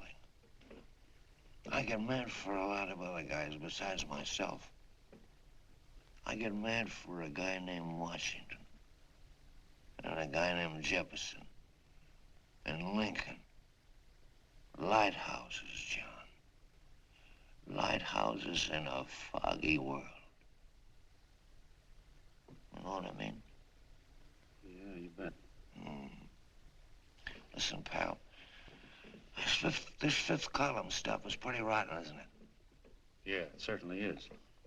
And you'd feel like an awful sucker if you found yourself marching right in the middle of it, wouldn't you? You. Of course, you wouldn't know it because you're gentle. But that's what you're doing. You're mixed up with a skunk, my boy. A no-good, dangerous skunk. Say, you're not talking about Mr. Norton, are you? I'm not talking about his grandfather's pet poodle. You must be wrong, Mr. Cannell. Because he's been marvelous about the John Doe clubs. Yeah? Say, you're sold on this John Doe idea, aren't you? Sure. Sure. I don't blame you. So am I. It's a beautiful miracle. A miracle that can only happen right here in the good old USA. And I think it's terrific.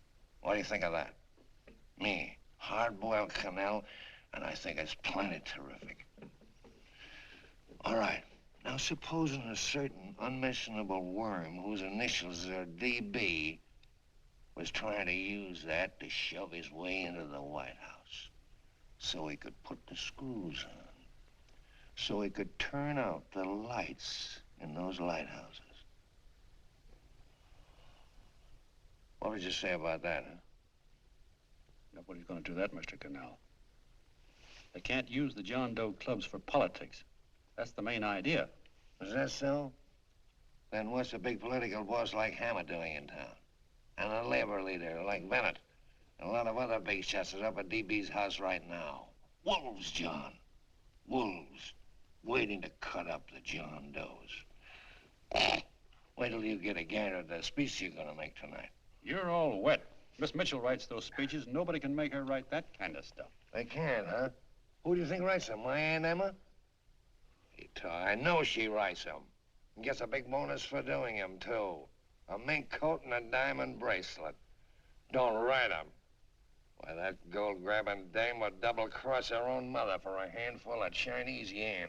Cut up. If you weren't drunk, I'd... Hey, boss. Here's the speech, boss. Hey. Go on and read it, John, and then start sucking. Hey, wait a minute, Mr. Doe. Tubby? Yes, sir. Better bring me a glass of milk. I'm smoking too much. Yes, Charlie? Got everything all set? Fine. John Doe been taken care of? Good. How many people do you think will be there? 15,000? Oh, my, that's fine. Now, listen, Charlie. As soon as John Doe stops talking about me, I want you to start that demonstration. And make it a big one, you understand? Don't worry about that, DB. My boys are there. They'll take care of it. What? Yes, I'll be there 15 minutes after I get your call. Why, Mr. Doe. Where are they? In the dining room, sir.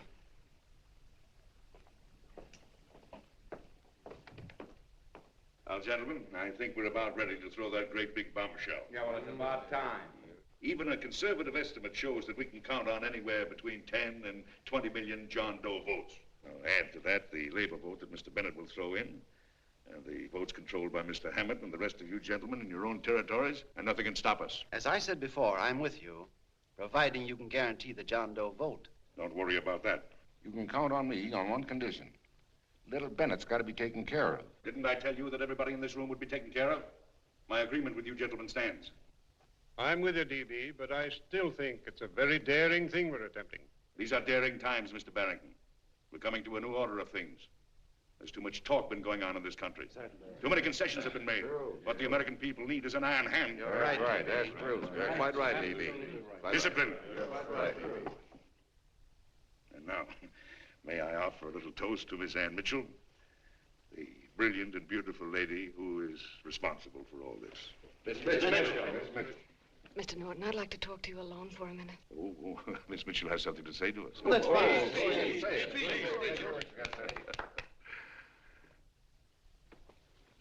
Hello.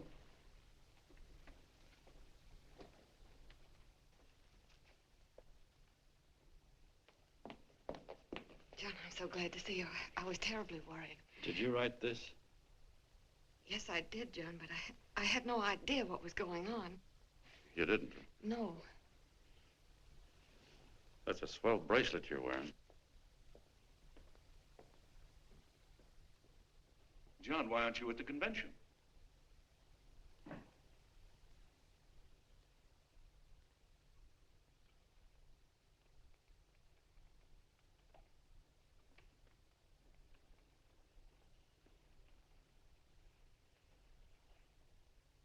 Is there anything wrong?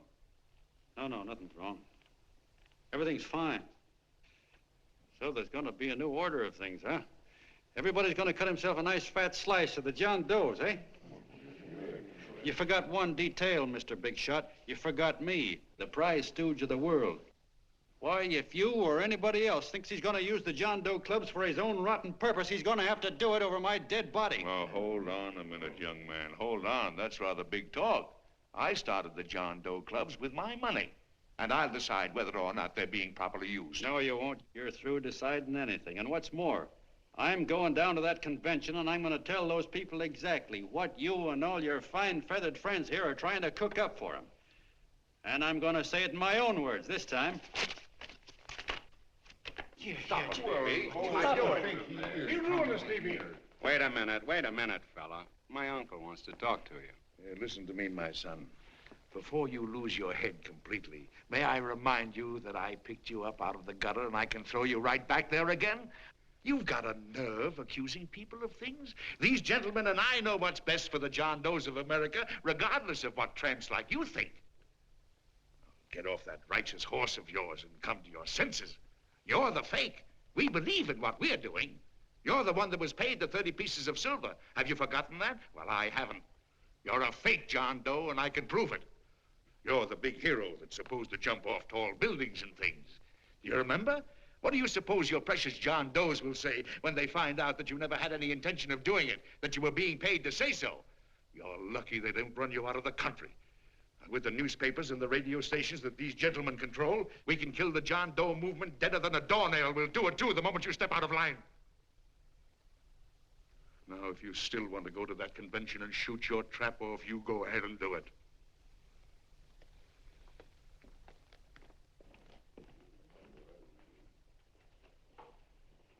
You mean to tell me you'd try to kill the John Doe movement if you can't use it to get what you want? You bet your bottom dollar we would.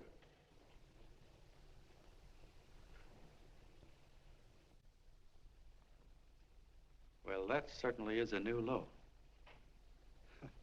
I guess I've seen everything now. You sit there back of your big cigars and think of deliberately killing an idea that's made millions of people a little bit happier.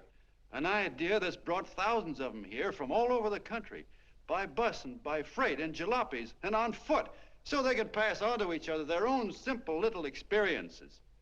Why, look, I'm just a mug and I know it, but I'm beginning to understand a lot of things.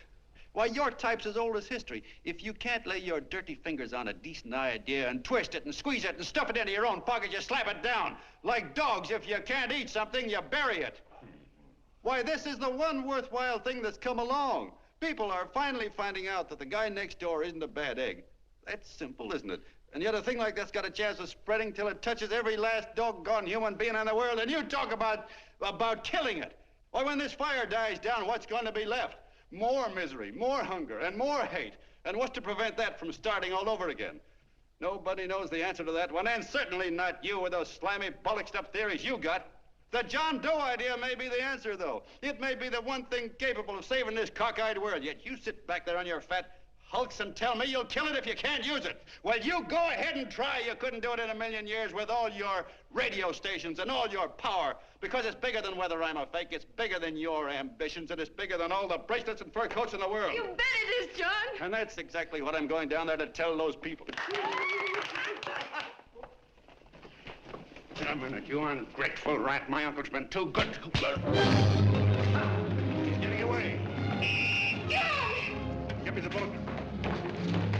John!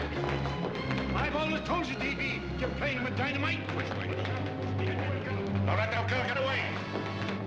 Before he gets through tonight, he'll ruin us all. Now, stop him cold. Don't worry, I've been ready for this. John! Oh, John, please listen to me. Please, I can explain everything, John. I didn't know what they were going to do. Let me go with you, John. John, please. Go ahead, driver. Ballpark. Explain it to you, John. Please let me go with you. Please. John! Mr. Martin wants to see you. Listen to me, Mayor Lovett. You do as I say. I want them both arrested.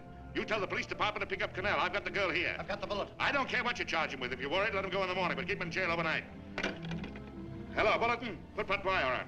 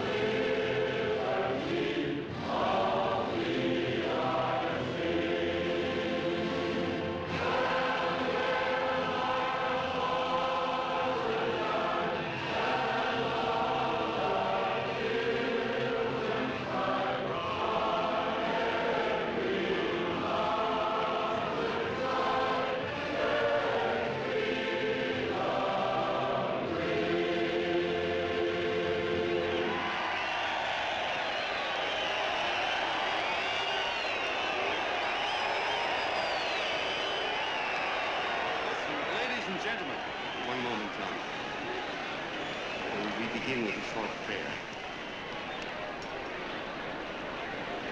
Quiet, please. Ladies and gentlemen, let us have a moment of silent prayer for the John Does all over the world, many of whom are homeless and hungry. Rise, please. Everybody rise.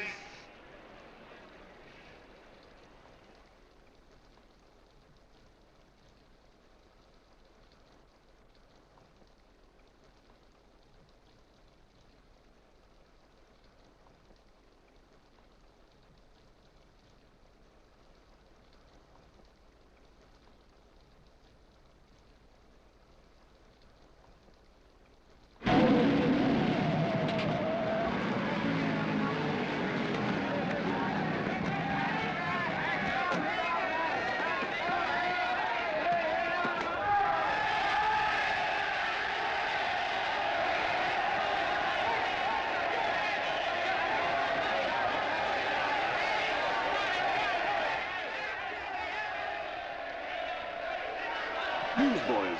Hundreds of yelling newsboys are swarming into the park like locusts. They're yelling John Doe's a fake. Fake.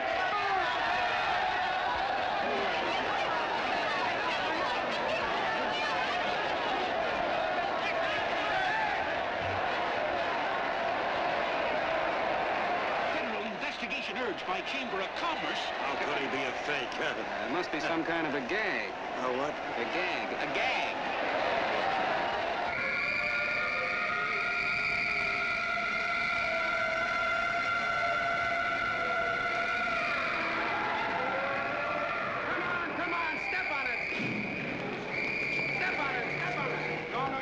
Now, so let's get going. Wait for the paper. Hey, miss, will you autograph my balloon? Sure.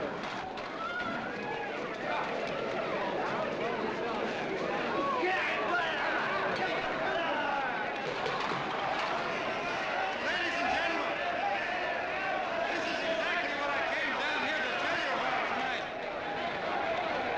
Please, if you all just be quiet for a few minutes, I can explain this whole thing to you.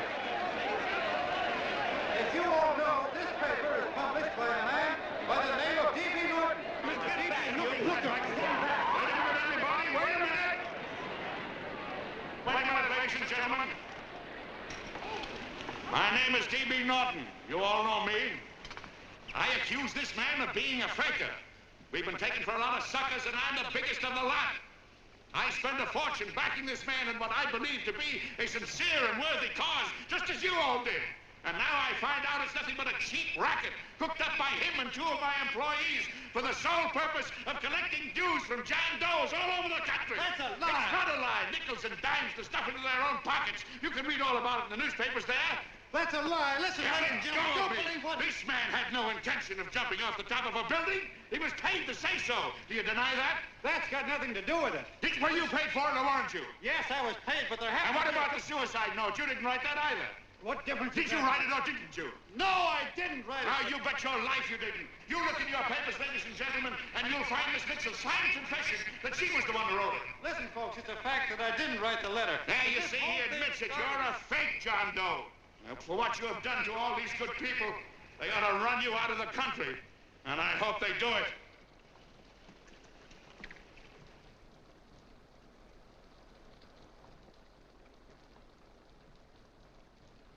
Speak up, John. We believe you.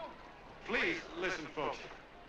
Now that he's through shooting over his face, I've got a couple of things to tell you about. Come on, the rest of you get in here and riot. Break this crowd up. Come on. I'm sorry, folks, but we can't hear him anymore. Something's gone wrong with the loudspeakers. John Doe's a fake! Boo! They can't hear me. This thing's not working. Ladies and gentlemen.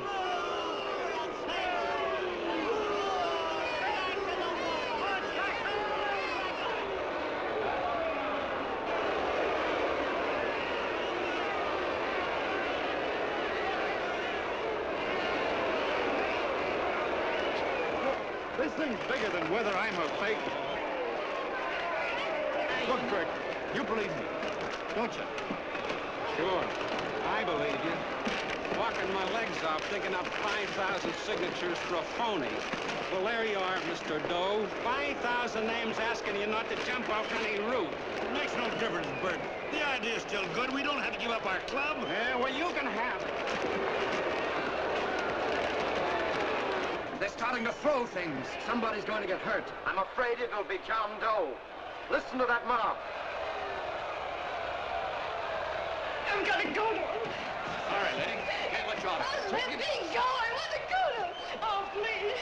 Please let me go. They're crucifying him. I can help him. Sorry, sister. We got orders to hold. Orders from who? Can't you see it's a framer? And oh, Mother, they won't let me go.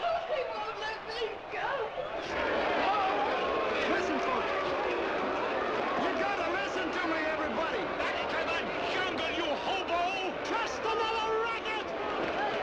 Stick to your clubs. We've been fed baloney so long, we're getting used to it.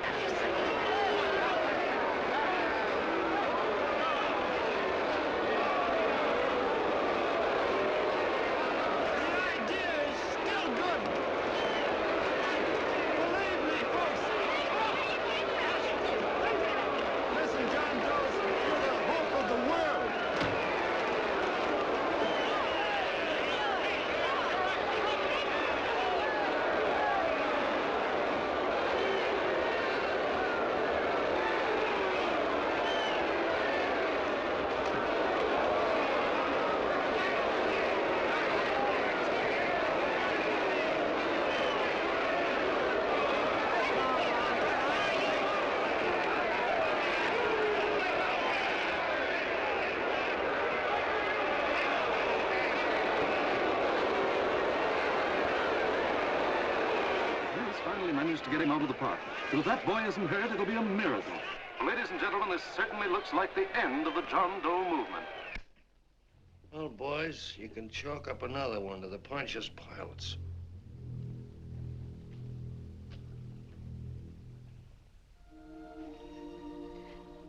I should have been there. I could have helped him. He was so all alone. A lot of us are going to be mighty ashamed of ourselves after tonight. We certainly didn't give that man much of a chance.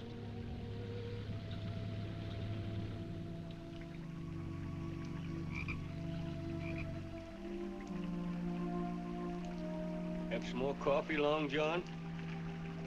No thanks, Carl.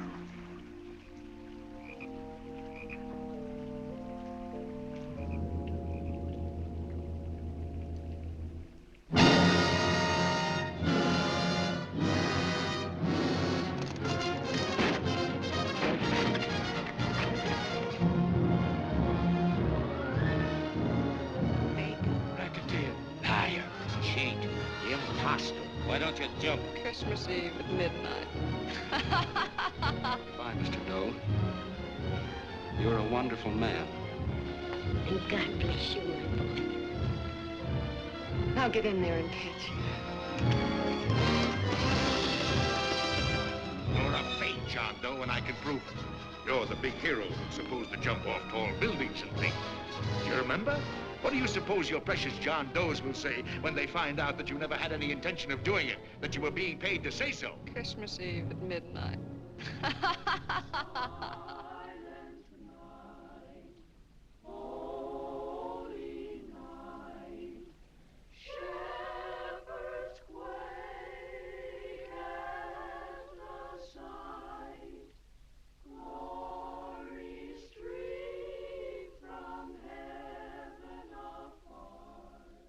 Merry Christmas, son. Merry Christmas.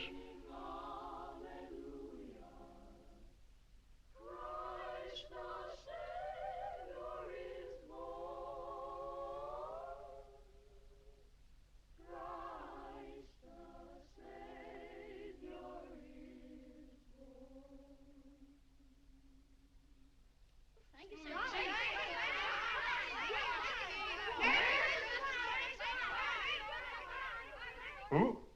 John Doe. Is that screwball still around? Ah, Dame's been calling all day. Sure, I know. Yeah, at midnight, huh? Okay, lady.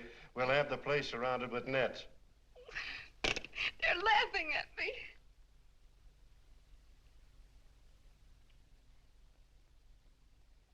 You're a sick girl, Anne. You better take it easy. Whom are you calling now? You called that number not 10 minutes ago. Hello, Mr. Canal. Have you seen him yet? Have you... Now listen, Ann, he can't possibly get in without our seeing him. I'm watching the side door and the colonel's out front, so stop worrying. Oh. Thank you.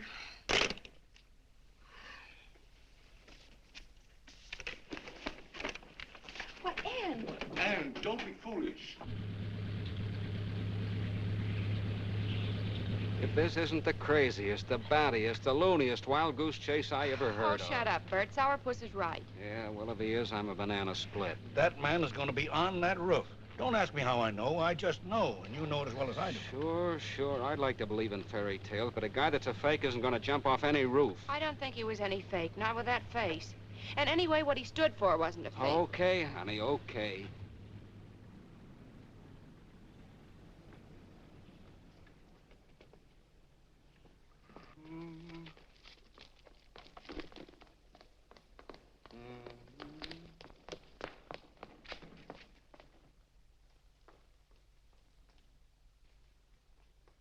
Elevators ain't running. Colonel, You shouldn't have got out of bed, miss. has he been here? No. Have you seen him? I ain't seen him for a week. Where's Canal? He's watching the other door. Oh, gee, you're swell. Oh. No sense in going up there. I've been here for hours. He ain't here. Let me go, will you? Now, that's crazy. It's 14 floors.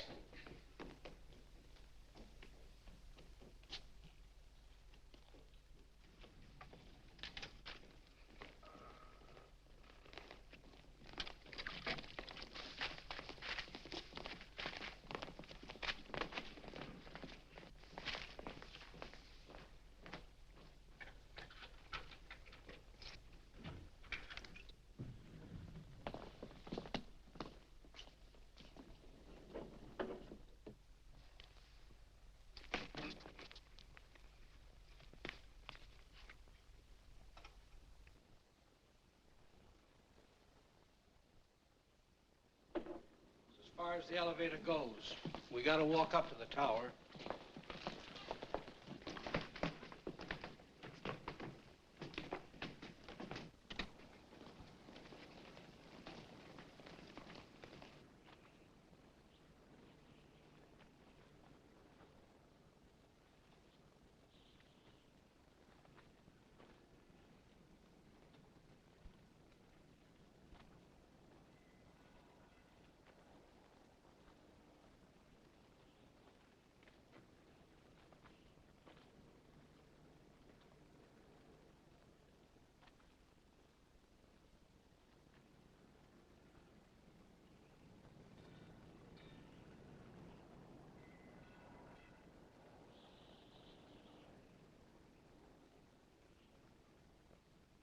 That tramp is probably full of Christmas cheer and asleep in some flop house.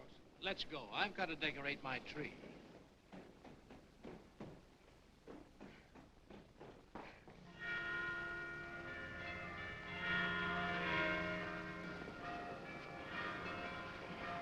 Well, I give up. I don't know what gave us the idea that we need attempt anything like this. I guess you're right. I'm afraid the joke's on us. Let's go. I hope nobody finds out we've been here.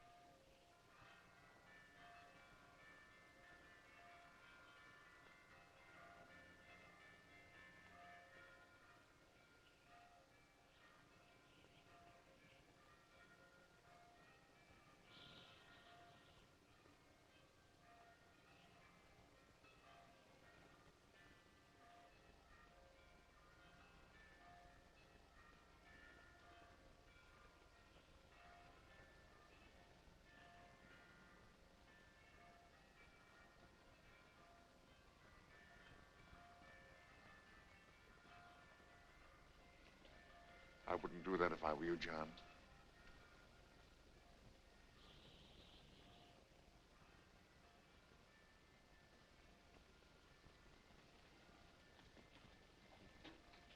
It'll do you no good.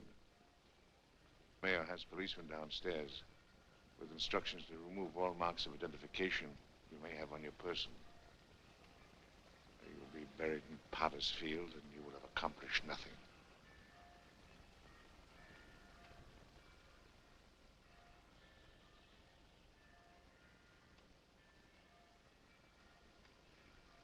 I've taken care of that. I've already mailed a copy of this letter to Mr. Canal. John, why don't you forget this foolishness? Stop right where you are, Mr. Norton, if you don't want to go overboard with me.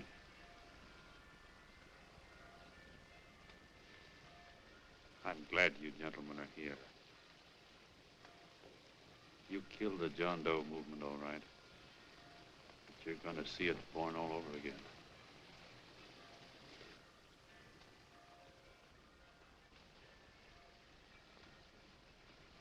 Now, take a good look, Mr. Norton. John! John! Oh, John, no, I won't let you. I love you, darling. Oh, please. Please don't give up. We'll start all over again. Just you and I.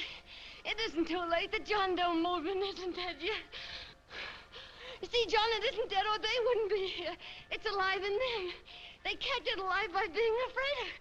That's why they came up here. Oh, darling. Sure, it should have been killed. It was dishonest. But we can start clean now. Just you and I. It'll grow, John, and it'll grow big because it'll be honest this time. Oh, John, if it's worth dying for, it's worth living for. Oh, please, John. Oh. Oh, please, please, God, help me. John, look at me. You want to be honest, don't you? Well, you don't have to die to keep the John Doe idea alive. Someone already died for that once. The first John Doe. And he's kept that idea alive for nearly 2,000 years. It was he who kept it alive in them. And he'll go on keeping it alive forever and always. For every John Doe movement these men kill, a new one will be born. That's why those bells are ringing, John. They're calling to us. Not to give up, but to keep on fighting, to keep on pitching. Oh, don't you see, darling? This is no time to give up. You and I, John, we... Oh, no. No, John. If you die, I want to die, too. Oh, I love you. Oh, John.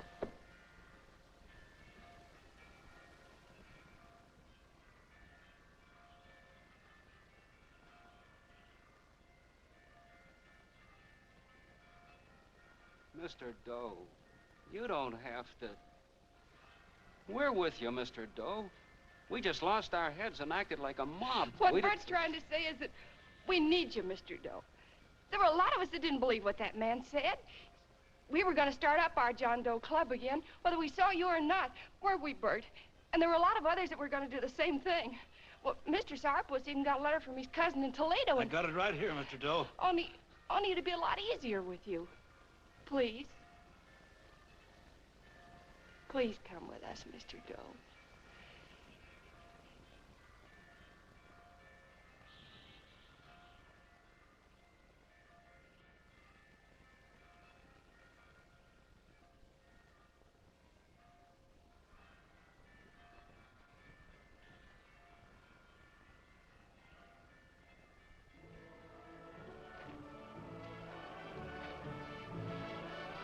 Long John. Mr. Doe. Here, we'll help you with her. She'll be all right. Mr. Doe, take her right down to the car. And right up. Oh, we got a car right down to her. They are, Norton, the people. Try and lick that.